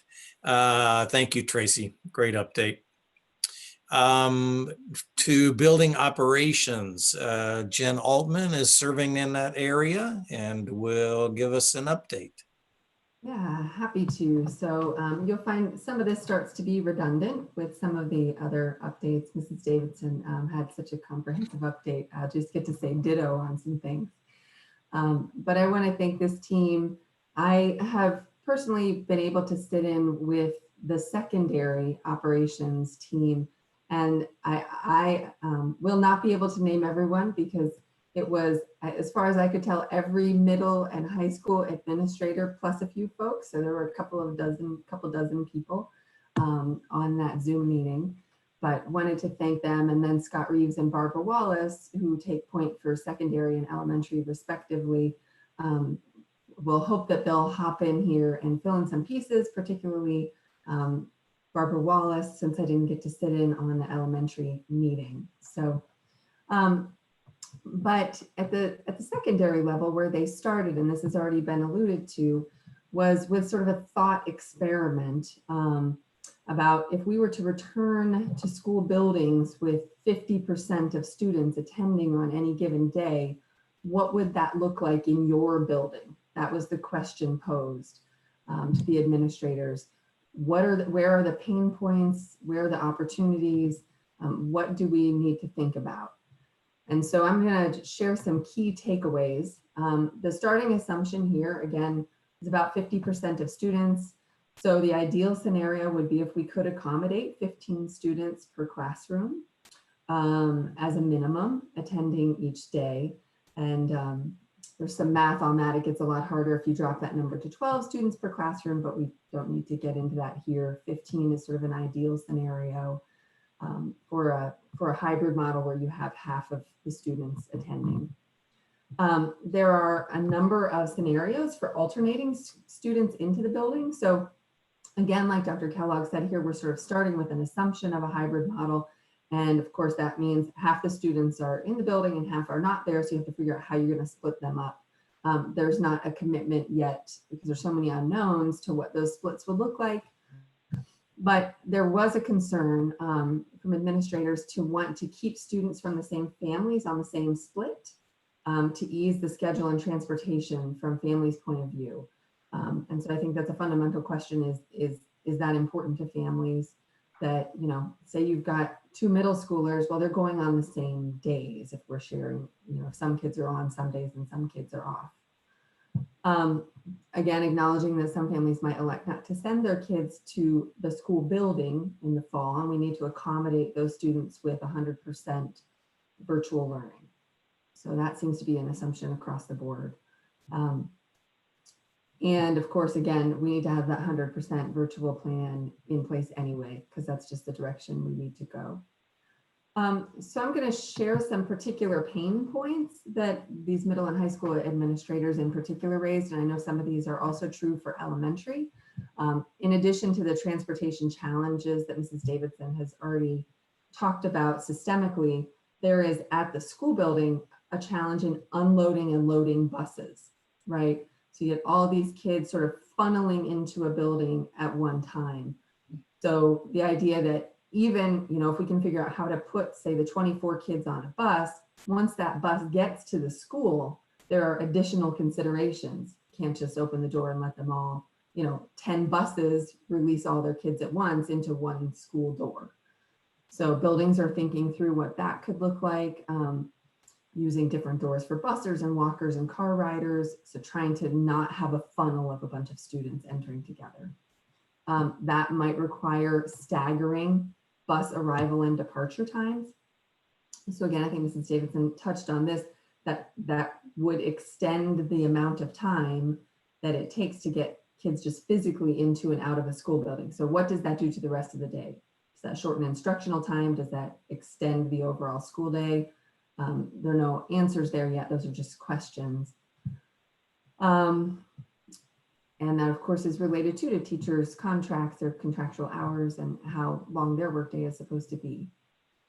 So another point of consideration is the bell schedule in middle and high schools. I think there is a lot of thinking that the standard bell schedule, like, you know, that we have been on, that is not going to work. And someone could prove me wrong, but that was my takeaway. That we're going to need to probably stagger class changes, that there might be an opportunity for blocking some student schedules or all student schedules so that there aren't as many class changes, not as many kids in the hallway at once. But a really important point that came out of this meeting, I thought, was that everyone I heard speaking agreed that all the high schools need to have the same kind of schedule. We don't want a smorgasbord, and it looks really different if you go to north versus central or south. Same thing at middle school, that at those levels, the day needs to look similar in different buildings. That makes sense. Meals have been touched on. What the building said was that some schools can accommodate 50% of their students in their cafeterias and commons with appropriate social distance, but most cannot. So that's a consideration. Again, where do they eat? And then even in those schools where you can put 50% of kids in the cafeteria or commons, it's actually getting the lunch. That's the problem, right? Or the breakfast. It's the lines. So what does that mean? Is it Are there going to be grab and go options? But that was a pain point that they had identified. Not surprisingly, in middle and high school, other pain points include lockers, hallways, and stairs for the buildings that have them. Lots of ideas on reducing trips to lockers, maybe not even having students use lockers, maybe allowing backpacks during the day more than we have, or having students just get to their lockers on an as-needed basis with the hall pass during the day. So I know these are lots of details, but the complexity of some of these issues and how they dovetail with those other curricular issues, transportation issues, it's an amazing job they're doing trying to think through all of this. Things like one-way hallways and stairs. There are some places where the building operations touch curriculum, not surprisingly. So one of those places, and when we look at courses like choir, music, and band, where students are together singing or they're together blowing into instruments, is that going to be safe, considering that there will still be a virus? So that was just a question. Do we need to reorganize those spaces to make those courses work? And the issue of shared staff between buildings is a problem. If we change the daily schedule, many of our buildings share staff members. So how can staff members get from one building to another? Do we want adults traveling to multiple buildings in one day? Or do we want to, sort of reduce the amount of inter-building travel in a day for those staff members? So I think those are the key points that came up with that secondary group. So I guess at this point, I'd like to ask Scott Reeves and Barbara Wallace, what else is on your team's minds relating to building operations that I have missed?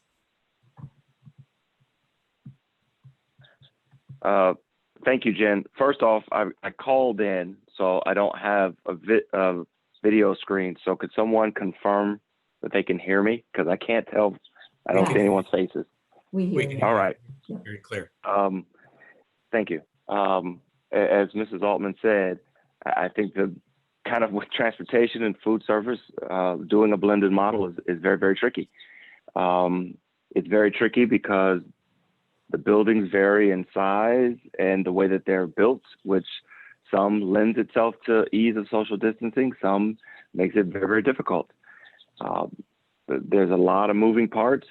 We are all very interconnected with how many kids we may get on a bus may determine, and who comes may determine how we have them come. And as Dr. Kellogg alluded to, and we'll talk a little bit about a survey that he's talked about just a little bit of getting some of these options out to parents to see which would be the least inconvenient for them, with us still able to maintain adequate numbers for social distancing, being able to clean our facilities in between student usage, and how we do all of these things. And as they talked, as Dr. Nestor Baker talked with the remote learning group, it may not be one size fits all. It may look different for a sixth grader than it does for a senior that's very mobile and maybe more capable of doing remote learning or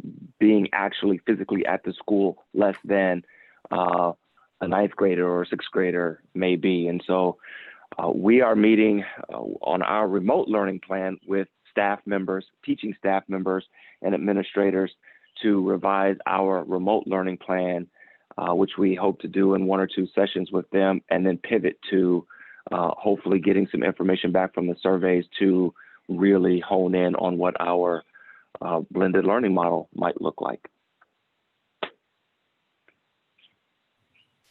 Great, thank you, Mr. Reeves. Jen, I have Barbara Wallace on the line, so we're going to try to have her communicate with you guys now. Barbara? Oh, great, thank you. I'm talking through Cheryl's phone. Can you hear me? I can hear you. Yes. Okay. At the elementary level, much like everything else has been said, we had 2 other things that are big considerations for us. One of them is part of our school day at the elementary level is recess, and what that would look like in small groups if we have the capability, how we would run that through. What that would do not just for the capability of the group size, but coverage. Do we have people to cover it? We typically have 2 cafeteria recess aides that watch 150 children at once in a group. So that's one of the things that we're looking at is what would that look like? Would we possibly shorten the day and eliminate recess? All of these things are being considered as we move forward, but recess as we used to have it will certainly not be in the near future. The other area is our related arts team, and we were trying to figure out how we can have children not go into multiple areas in one day.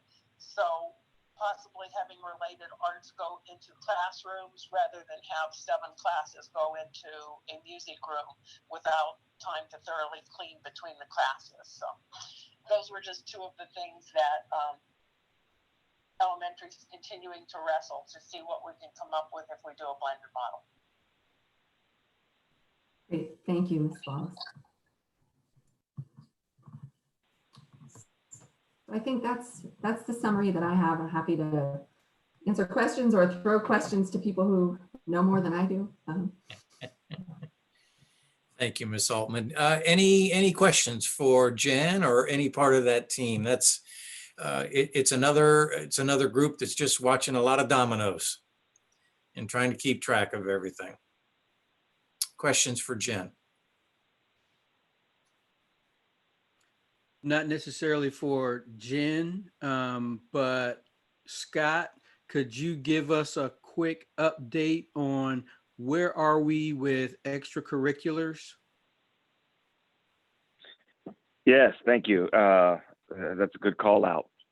So one of the things that restrictions that were eased from the maximum 10 people in a space rule that we've kind of lived with this spring, as our society and our economy has been opening back up, there have been places that have been exempt from that. For example, stores, grocery stores, places like that. And being able to allow school districts to open their facilities to extracurricular activities has also been one of that. So we put a plan together, several of us, the ADs, I know Mark Hirschheiser and Dr. Kellogg were big on their input, as well as Debbie Meisner, and got approval from the health department. So beginning last Wednesday, we utilized only our outdoor facilities, and we had our fall sports, or not all fall sports, but all of our sports who wish to come in and do skill work, who wish to come to our facilities and do some conditioning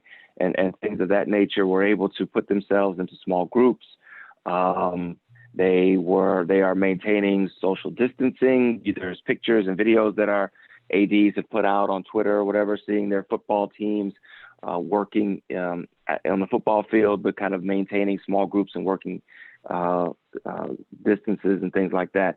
And so that's kind of the first phase, and we're looking at the success of that, working with Scott Dorn's crew to make sure that the second phase, when we're able to move inside, and we'll talk Wednesday with our group to see when that may be, to allow the gymnasium and the weight room and things like that, which we have been approved by the health.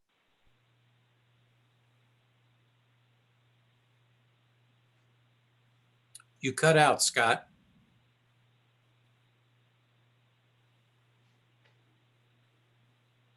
Scott, if you're still talking, you've cut out.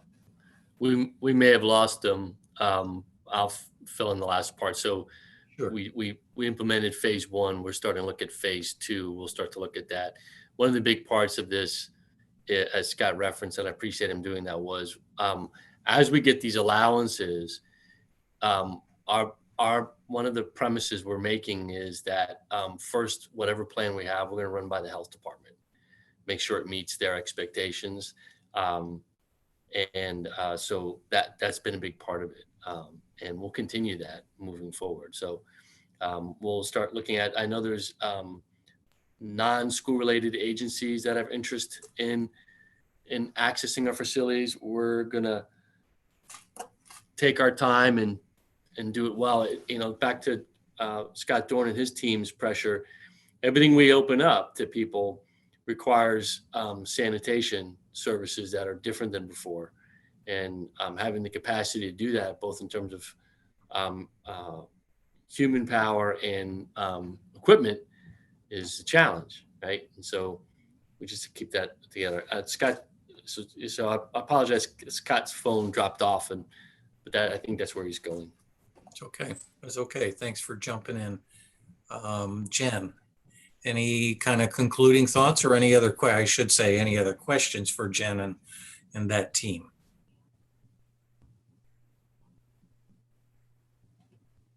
Okay. Just wanna thank them all. What's that?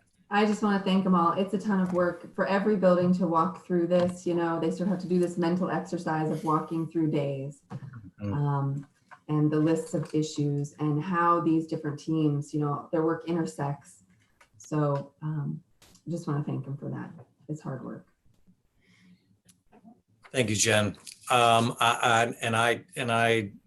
If I have neglected, I apologize to thanking Jen and Tracy and Nancy for being in these working groups. This is a lot of work that you all are taking on as well. And the good thing is you're working with some outstanding people. I know you know that part of it. You're working with some outstanding people. So thank you for that. Scott, I think you're back. Is there anything you wanted to conclude with? Not knowing what Dr. Kellogg, I know he kind of filled in. Clearly, these are some of the technology issues we have, not only trying to run a board meeting, but also trying to educate our kids from a distance. And so, no, just we are gradually opening. I will say, though, I did get an email from a coach thanking us for allowing their student athletes to exhibit some kind of normalcy back into society and their routine as teenagers engaging with their school, to the point where some of their parents were in tears to what this means for the release of strain and pressure for their families to kind of ease back into society. So we probably will anticipate seeing that on a grander scale in the fall.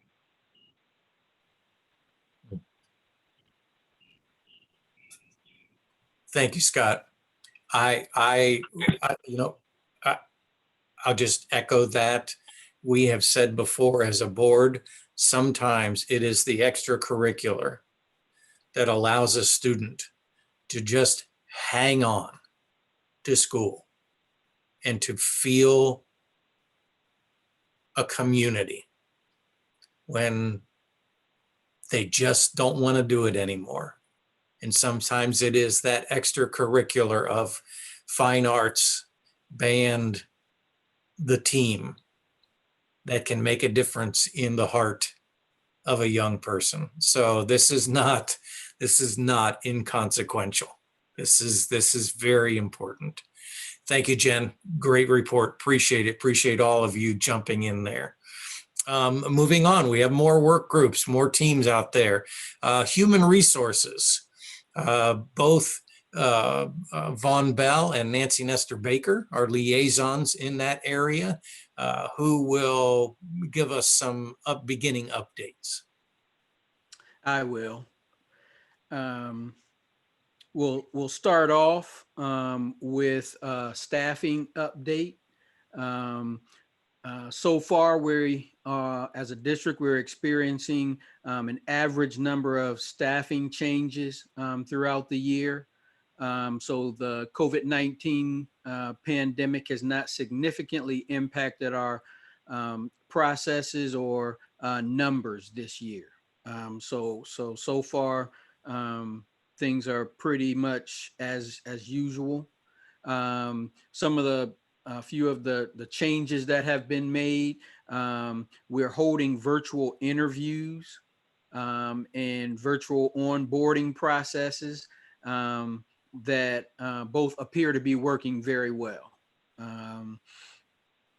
Our efforts to recruit and hire staff as early as possible has helped prepare our district for these unanticipated times. So being able to fill some positions earlier in the year is paying dividends on the back end for us. And so I have heard from a couple of different staff members that have said, you know what, that is great. I was able to fill a position, before summer got here. We were able to already have that filled, so that has really helped. Let's see here. Continuing to monitor the situation as time goes on and as things change.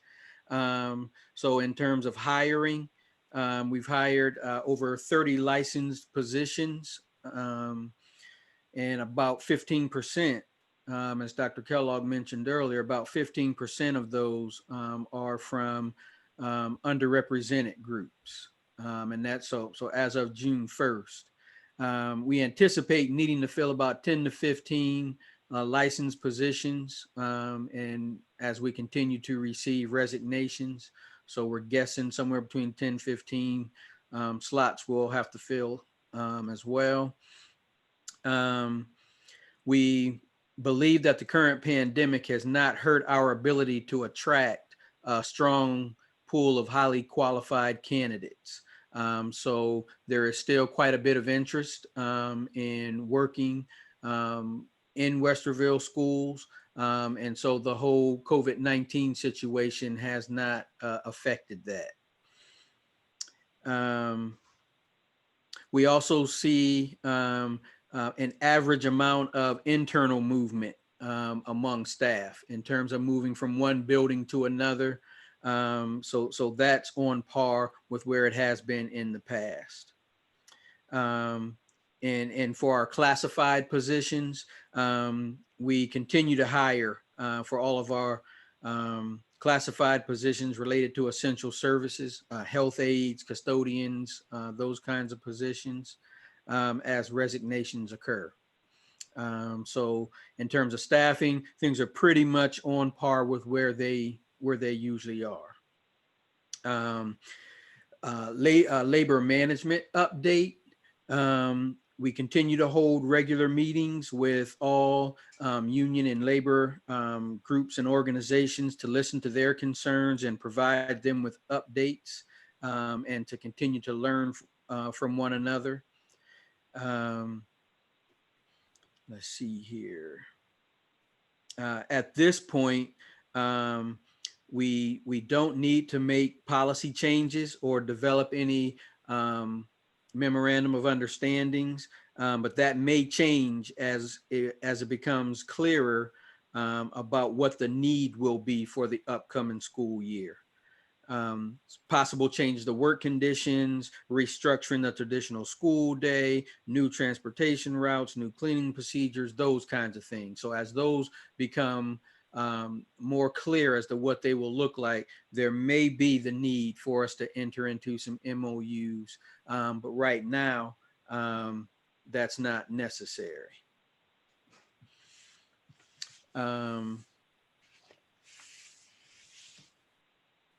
What's on the horizon? So what's to come in terms of employee support and guidance, support and guidance for return to work scenarios. We're working with our online training provider to develop professional learning modules that will provide guidance to staff on new procedures and processes. So that will be available. We are developing guidance documents that will be provided to staff on how best to return to a possibly new work routine. Involving social distancing, facial coverings, assessing work conditions, wellness, and wellness resources. We're also examining a host of professional development opportunities with our instructional leaders to support staff with new education platforms. So the technology piece. And we are being mindful of employees who may be more at risk of COVID-19 related issues and looking at ways to support them once we have a better idea of how the return to work plan will be implemented.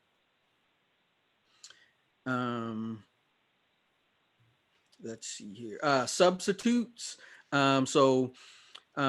are working on building a stable supply or pool of substitutes available to us.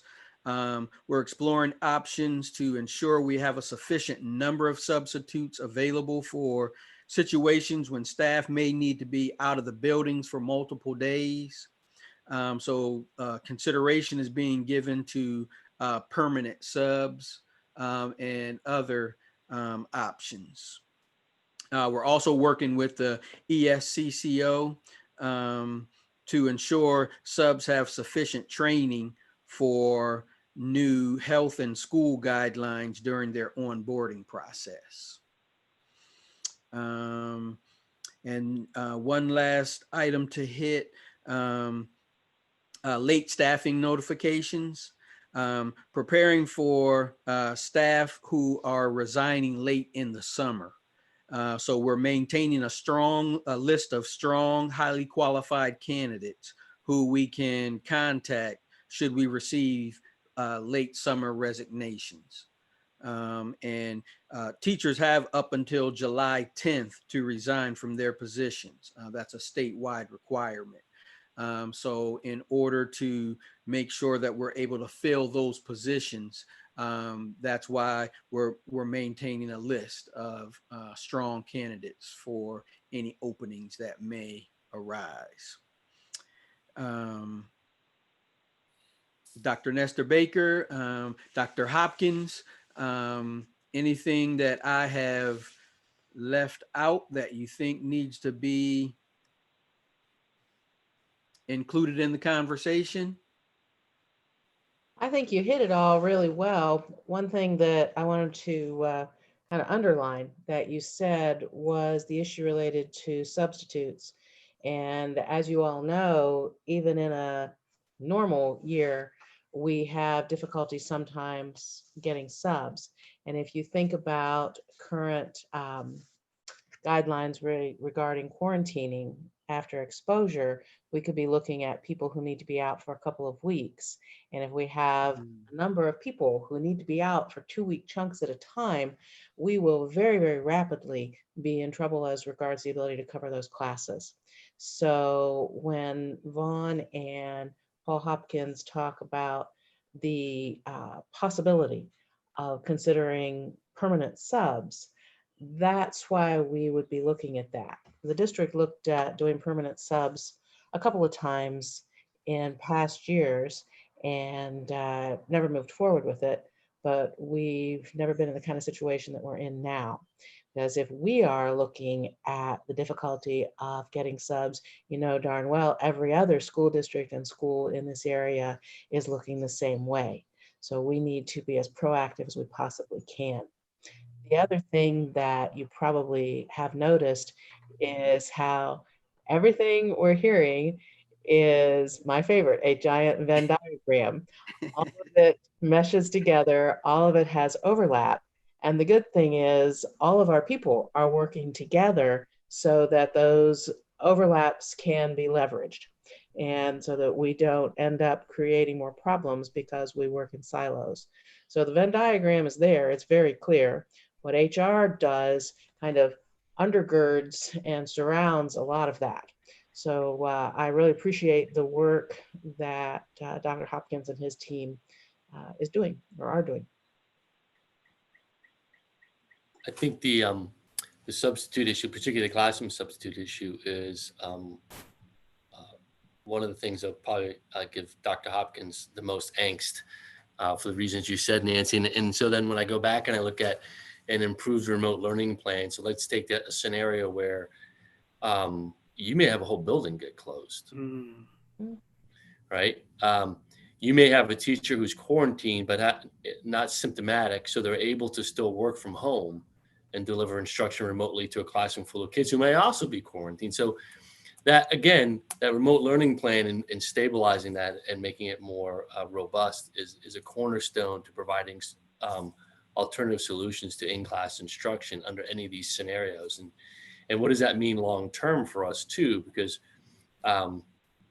it was a problem even despite this. And it's a pressure point for us. And it's across, it's not just Westerville, it's not just Ohio, it's the nation. And it's the same problem in some of our other labor groups. Let's go back to transportation, where we already run on a thin line of resources. And on any given day, we saw it this year in the fall, I believe it was, Reynoldsburg City Schools closed for a day because they didn't have enough substitute bus drivers to complete transportation. And so, that is an area of, there are days we have some of our key leaders driving buses because we don't have enough substitutes, right? So Randy Snyder out there driving a bus because we don't have enough substitutes on a given day. So there's a breaking point under which any of those become barriers for us to move forward on any given day. And so alternative solutions is going to be really critical.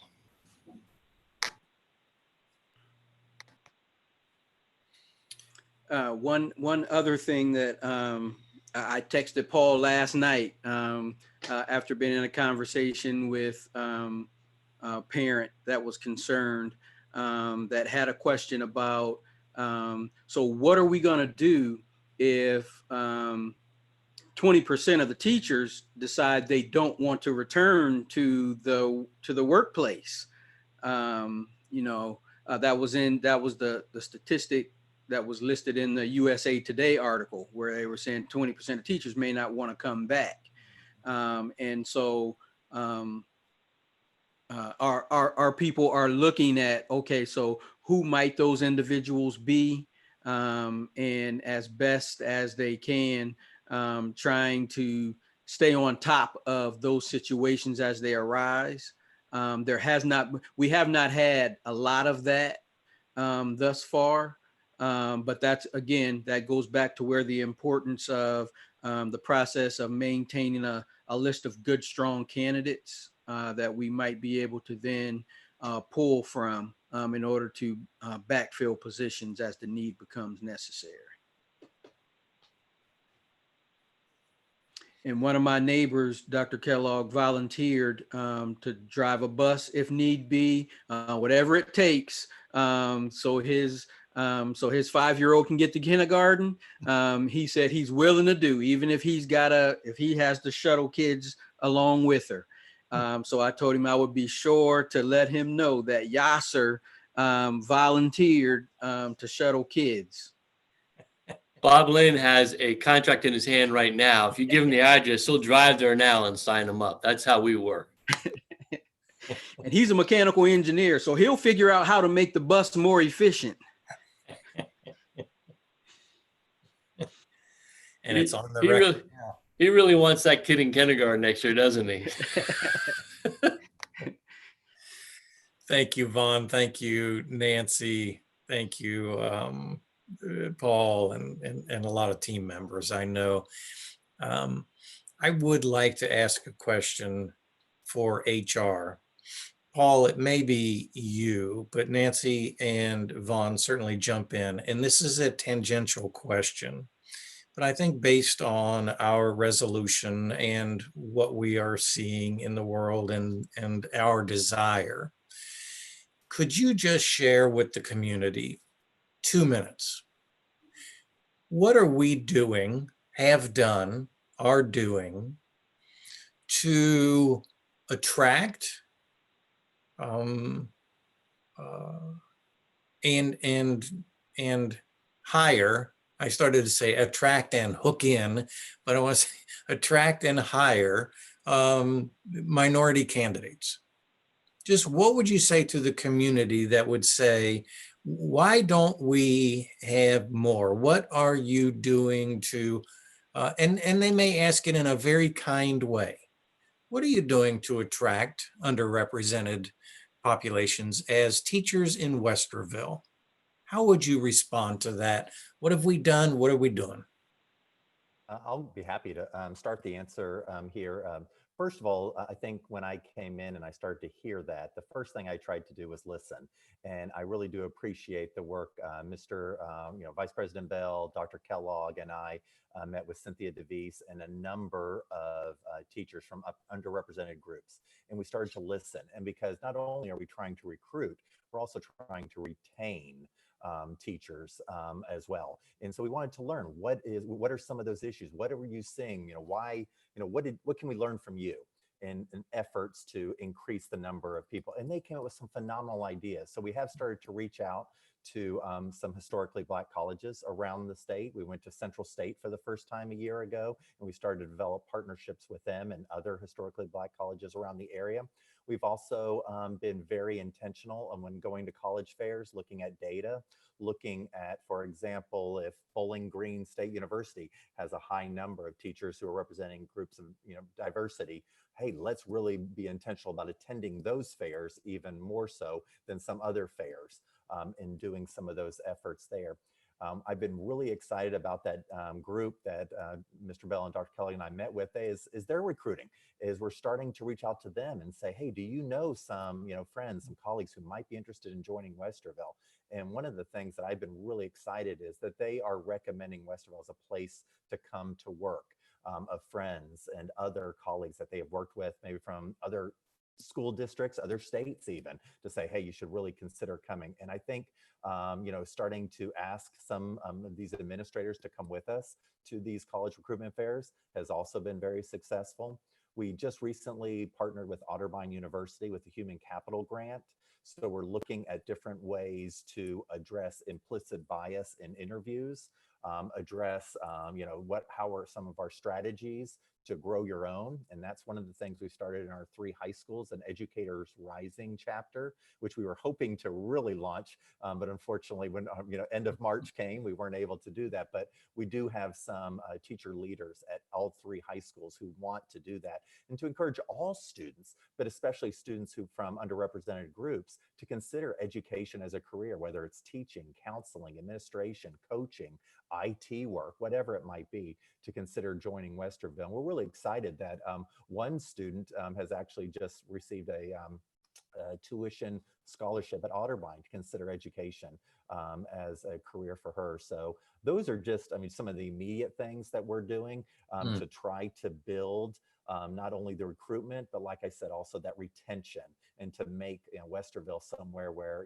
teachers of color, teachers from Hispanic areas, regardless of the underrepresentation group, that they are seeing this as an important calling and a place like, we always say Westerville is a place where you belong. We're trying to listen and learn to see how we can make that statement a reality. Excellent. Vaughn and Nancy, I don't want to cut you off if you had a piece of that, but that's a wonderful summary from Paul. Anything that you two would add to that or not? Nancy, your mic's off. Darn. Sorry. I think that Paul has done a very good, very intentional job of trying to expand our reach and trying to build the number and percentage and the type of underrepresented populations who are in our faculty and our staff. One of the things that I wish I could wave my magic wand and make happen is for more people to see education as an excellent career choice for their children, because we need to really encourage people coming up. And we're talking about grow our own, we're doing that, but more. I want to see a cultural shift in that regard too. There are many noble professions, but there really isn't a more noble profession than education, because of the stamp that an educator puts on so many lives and the ripples that go out from that. But too often our children, all of our children, are encouraged to look elsewhere for a career.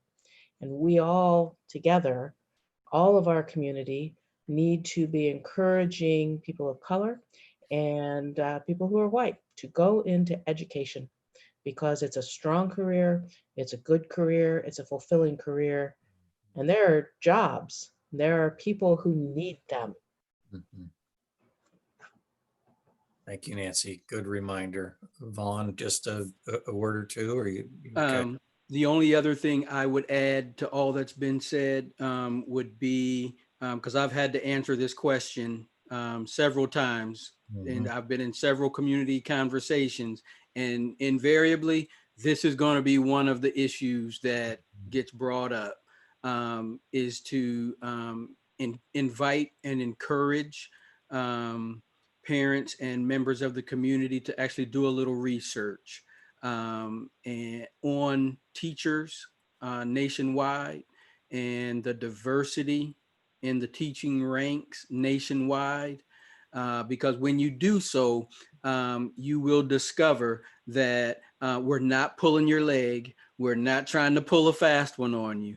When we say that there are not that many candidates from underrepresented groups in education, that is, it's true.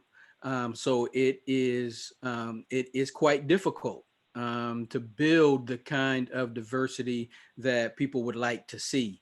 And so I want to applaud Dr. Hopkins and his staff for really taking a long range approach to it, with the kind of build your own process, because that's really what it's going to take for us to reverse that trend. So work is being done, but it's not a change we're going to see overnight. Thank you to the two of you and Paul for allowing me to take you down that rabbit trail a little bit. It's on our minds. It's what we're talking about. It certainly is involved in the resolution and what we were sharing a few minutes ago. And so raising the value of public education in all communities. And I love, love, love how Paul started this, because it is a little bit of a circle that we just made. We began some of this discussion by saying to the community, I think, Jen, I think you first said the words, to the community, talk to us, let us know what's on your mind, ask questions, etc., because we do want to listen. And then all the way around, we've come to where Paul said, well, the first thing I did was I listened. I didn't want to feel like I came in with the answers, but I listened. And then our teachers gave good words and guidance. This is what we like. This is what we struggle with. And you have two board members that are on there that I know are as committed to this as any of the rest of us. So thank you for letting me take you down that trail. I just think that was a good, important discussion to have with people out there. This is very important to us. And Nancy and Vaughn, thank you for working alongside a very talented Dr. Hopkins, who is a really a treasured person in our district.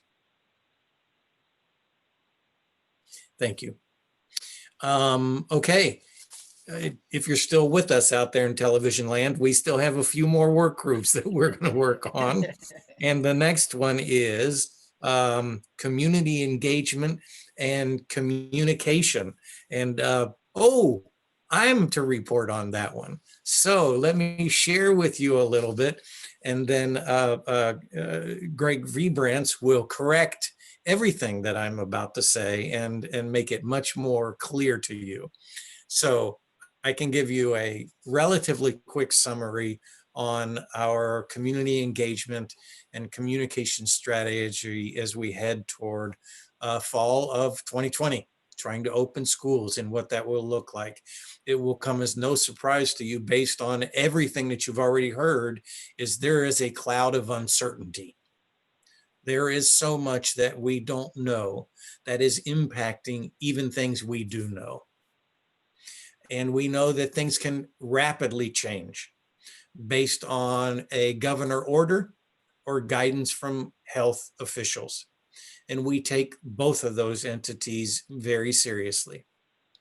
And so we, in the area of communication, are trying to figure out ways to do rapid responses, rapid, ongoing, organic communications. In past years, a few weeks before school would start, 3 weeks perhaps, send out a back to school news item. Goes out to the newspaper, media, and I'm sorry, I'm waving my hands. It goes out to the newspaper and media, and it would be posted everywhere, and it would be relatively static from year to year. Here's where school starts. Here's when their kindergartners start their soft start and all of those fun activities. Well, given different circumstances, we can't wait till 3 weeks before school starts for our families, number one. And number two, we know that community members, one of you said it a few minutes ago, families are needing to make plans, needing to figure out child care, needing to figure out work, needing to figure out, can all of my kids in one family go at least on the same day? Are we doing online, blended, in-house?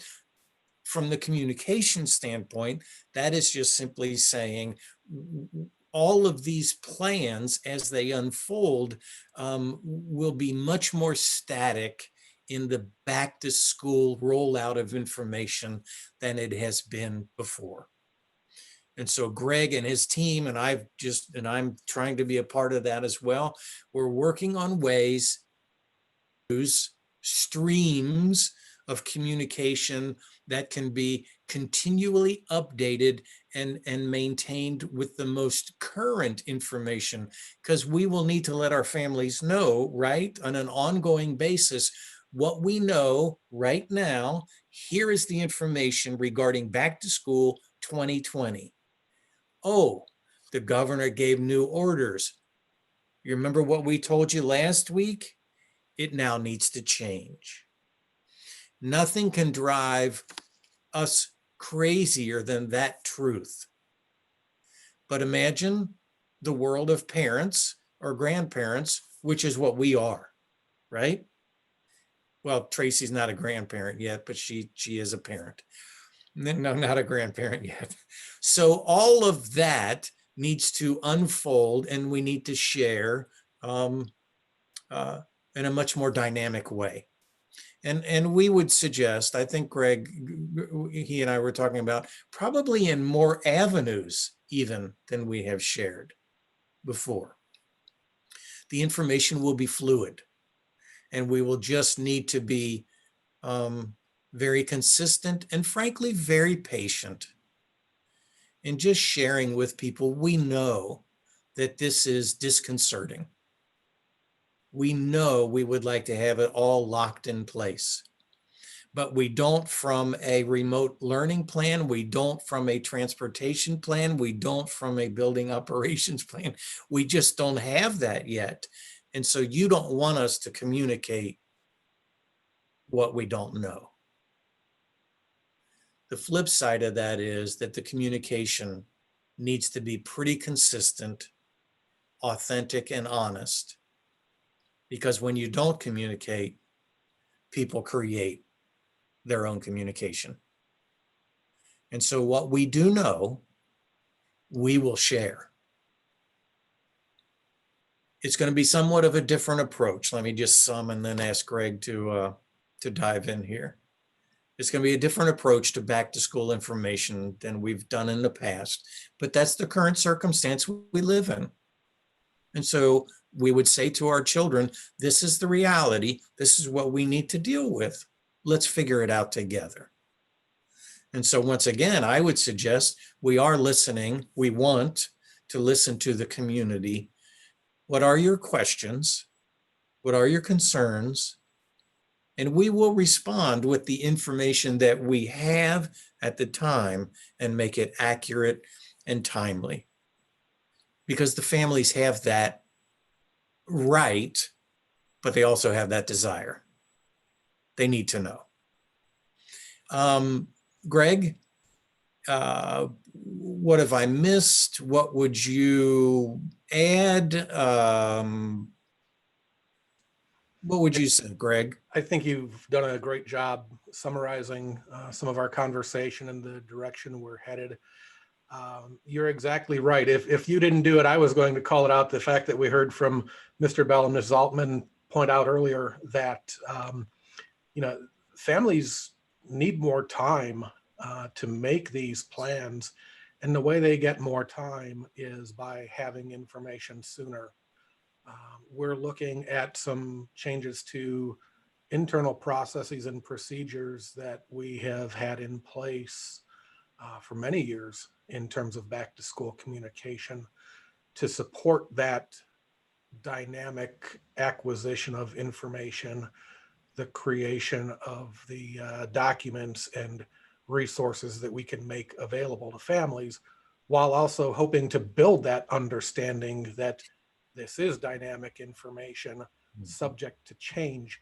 There's an education part for our families as well to help them learn where they will be able to go to acquire the latest information, supported by regular communication, weekly communication to them to summarize any changes and point them to that new information.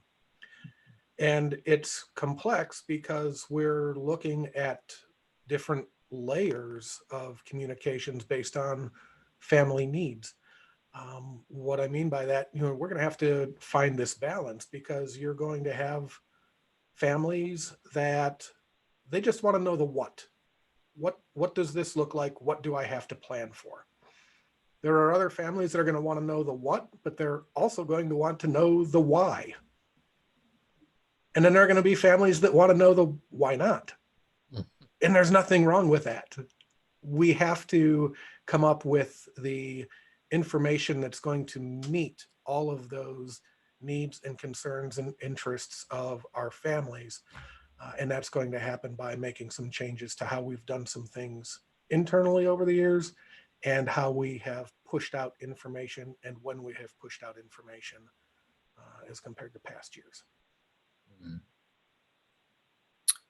Thank you very much, Greg. As all of you on the board and executive team know, I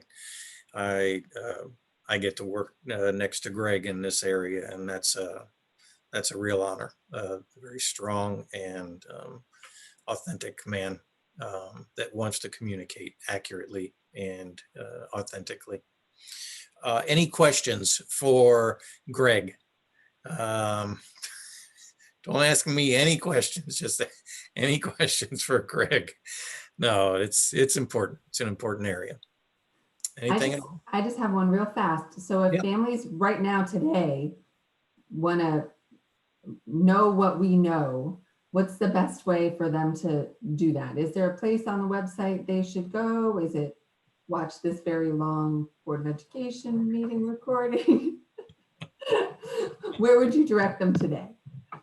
I would direct them to be patient just a little bit longer. Next week is when we're targeting to begin that weekly communication. One of the things that we talked about is instead of waiting to present this compilation of all of the back to school information in one, ready to go packet, we need to keep it dynamic. We need to pull all of that information out individually. And when it is finalized, we need to have it live and accessible through the website. So again, it's going to be that frequent communication, the weekly communication that not only summarizes changes and updates and decisions, but then also pointing people back to where they can find the most current information. Next week, what we hope to do is roll out a electronic newsletter for families. Again, it will be a weekly publication.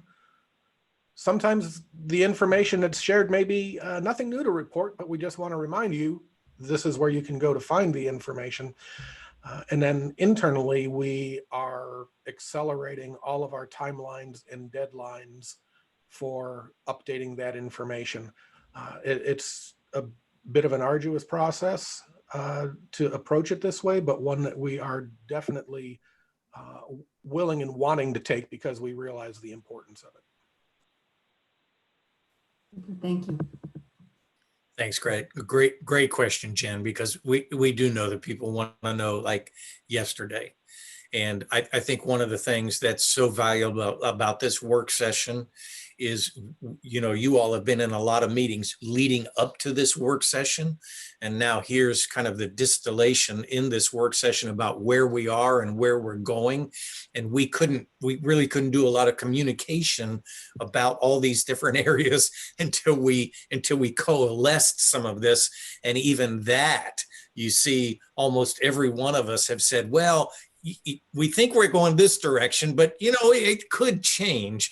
So that's a great question. And I know Greg and the team are really working hard to make sure that next week is a bit of a soft launch with some of this to start coming out the door. Thank you. That's a great question. Anybody else?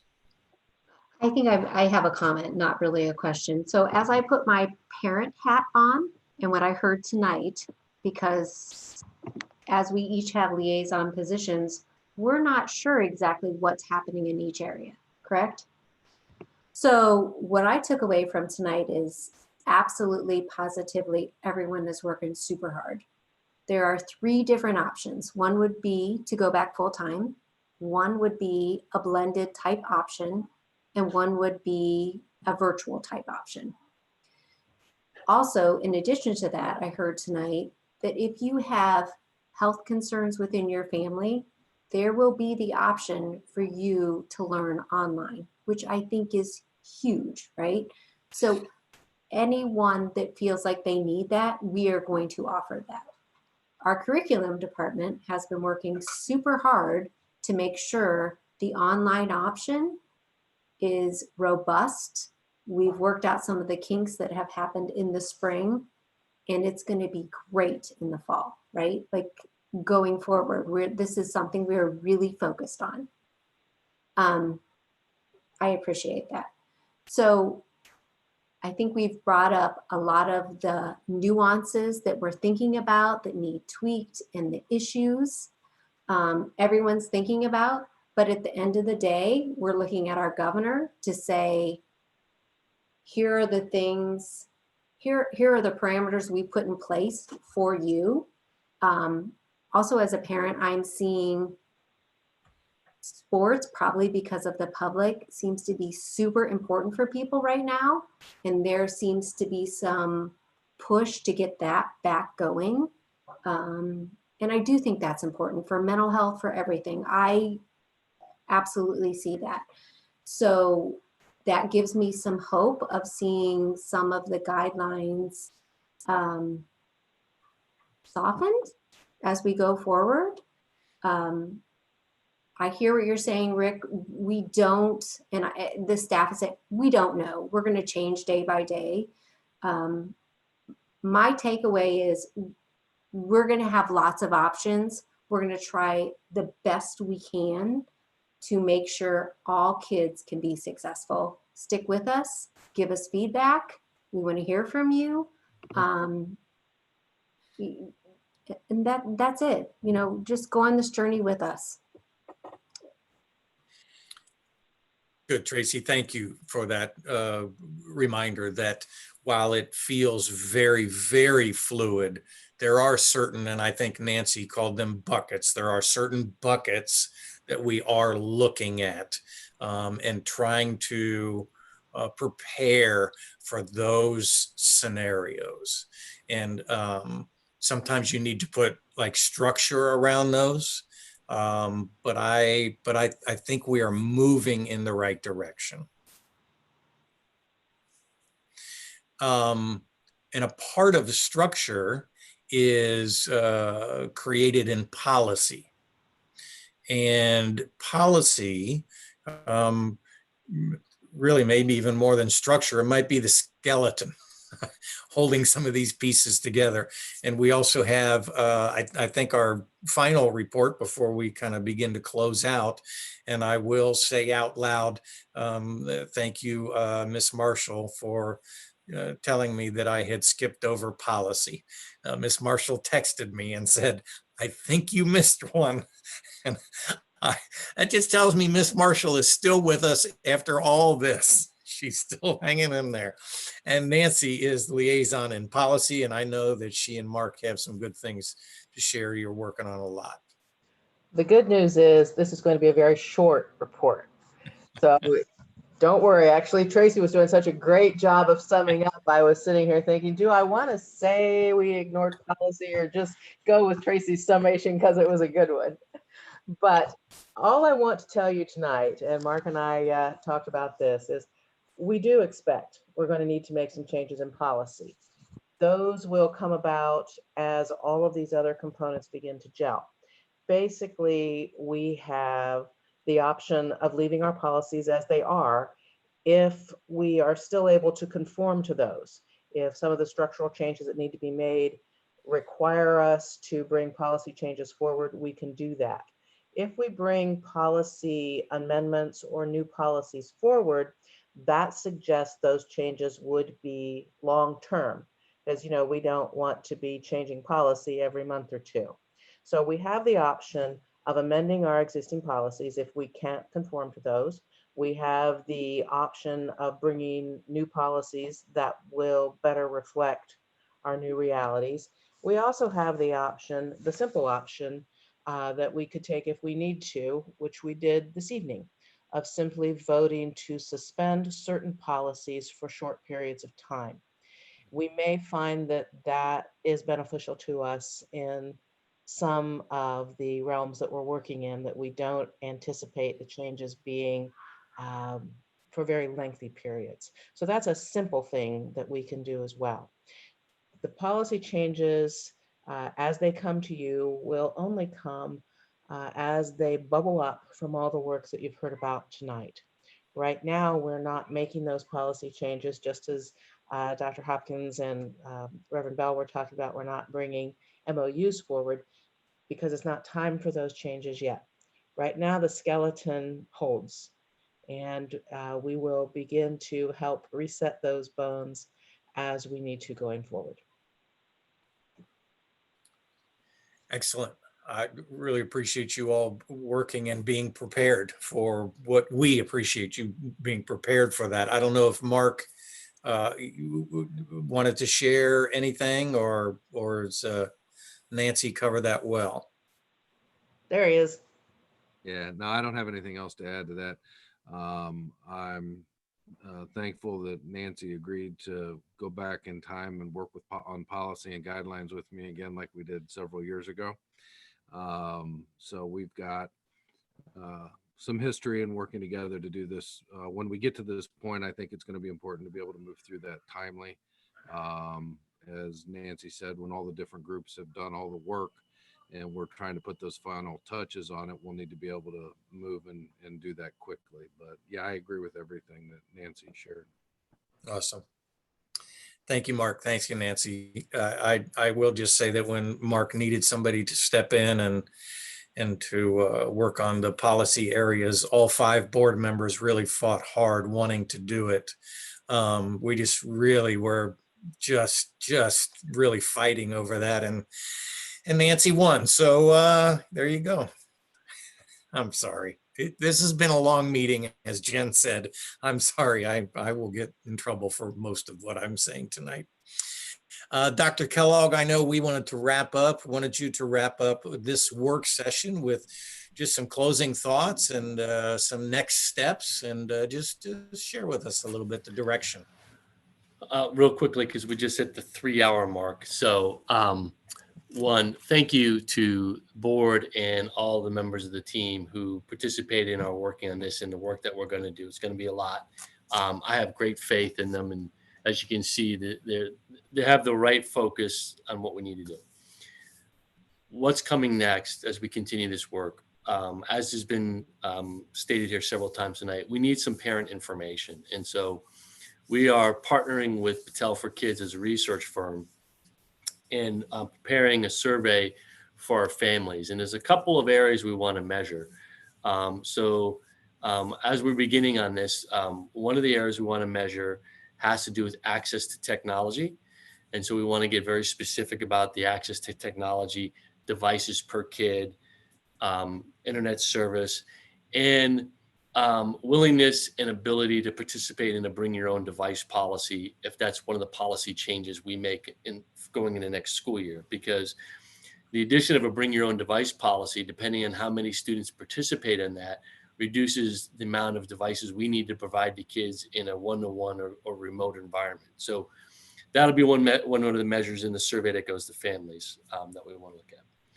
The other one has to do with what I describe as what conditions will impact a parent's decision whether or not to send their kid. There's some very concrete things in there. One, for example, is the issue of masks. And so there's going to be variance of opinions on if staff are not required to wear masks, if students are not required to wear a mask. Under that one, you'll have people, if students are required to wear a mask, you may have some people who don't want to participate because of that requirement, and others who won't participate if we don't have that requirement. So we want to get a measure where not to pinpoint individuals, but to understand how people are going to respond to those things. And just general comfort level of sending the kids at all. You know, what percentage of our parents might opt to just go to a completely remote environment, regardless of what we build out next year, until they feel comfortable sending their children under the current pandemic situation. So we want to measure that. Similar, we want to measure that same component for transportation, as we talked about the limitations. Well, as I said, if they expand the number of students we're allowed on a bus, that may change some parents' willingness to participate in our transportation services and impact their family circumstances as well. So we want to get some sense of their comfort level around masks, no masks, number of students on the bus is something we want to measure. And the last one, which we've been alluding to, is what would be the makeup of a blended environment? You'll hear people reference A day, B days, AM, PM, multiple days on, multiple days off. There's a variety of models out there.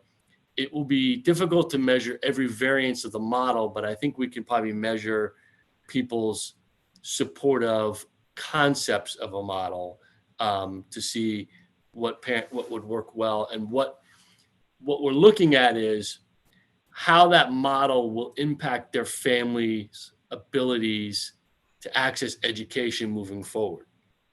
Because there's a variety of experiences out there. We have families with an adult who stays at home, who can coordinate the education of their child from home. And we have other families where no adult would be home during the day, and the ability to support a child's remote learning is going to be hampered by those circumstances. And so we want to find out what model seems to meet the most families' needs, and whether or not that looks different elementary to secondary. Because as we think about it, there's a difference. As I've talked to stakeholder groups, parents and teachers, one of the things I was asking was in a 100% in a remote learning environment, what's the age point at which you start getting uncomfortable with kids being in a remote learning environment for any part of their day? And the anecdotal cut point logically aligns with our grade band distribution, which is around fifth grade. Up to fifth grade, parents and staff are a little uncomfortable with a remote learning plan that has kids at home at all. As you go from 6 to 12, the willingness to accept more of a remote learning environment, if we have to do one, is increasingly more positive because they have greater confidence. The kids are more independent. The need for supervision, some kinds of supervision, changes. Now, that's not the same under every roof for every 16-year-old, but that's kind of what we're seeing. And so we need to understand that. So the timing is we're working with Battelle on the survey instrument, actually working with Liz Washburn from Parent Council. She and I have done this before, where we will take a draft of the survey to Parent Council, whoever can participate, and we'll include a board member or two in that participation to take a look at the draft instrument to give us feedback on the design of the instrument and making sure it's going to measure accurately for us. So hope to do that Friday of this week, with the goal of being able to roll out the survey early next week to get the data back as quickly as possible to help align it to a goal of trying to have something more concrete in terms of what a blended environment might look like by the end of this month. So I think we have the components coming together. We need that piece to feed into, this is what we heard, this is what we're designing. how do you feel about this design, these prototype, these experiences you're going to have? I think that'll help drive us forward. So that's coming in the near future, and I'll bring you more up to speed on, let you the opportunity to see that as we get there. Excellent. Thank you, Dr. Kellogg. Any questions about kind of those next steps, that direction?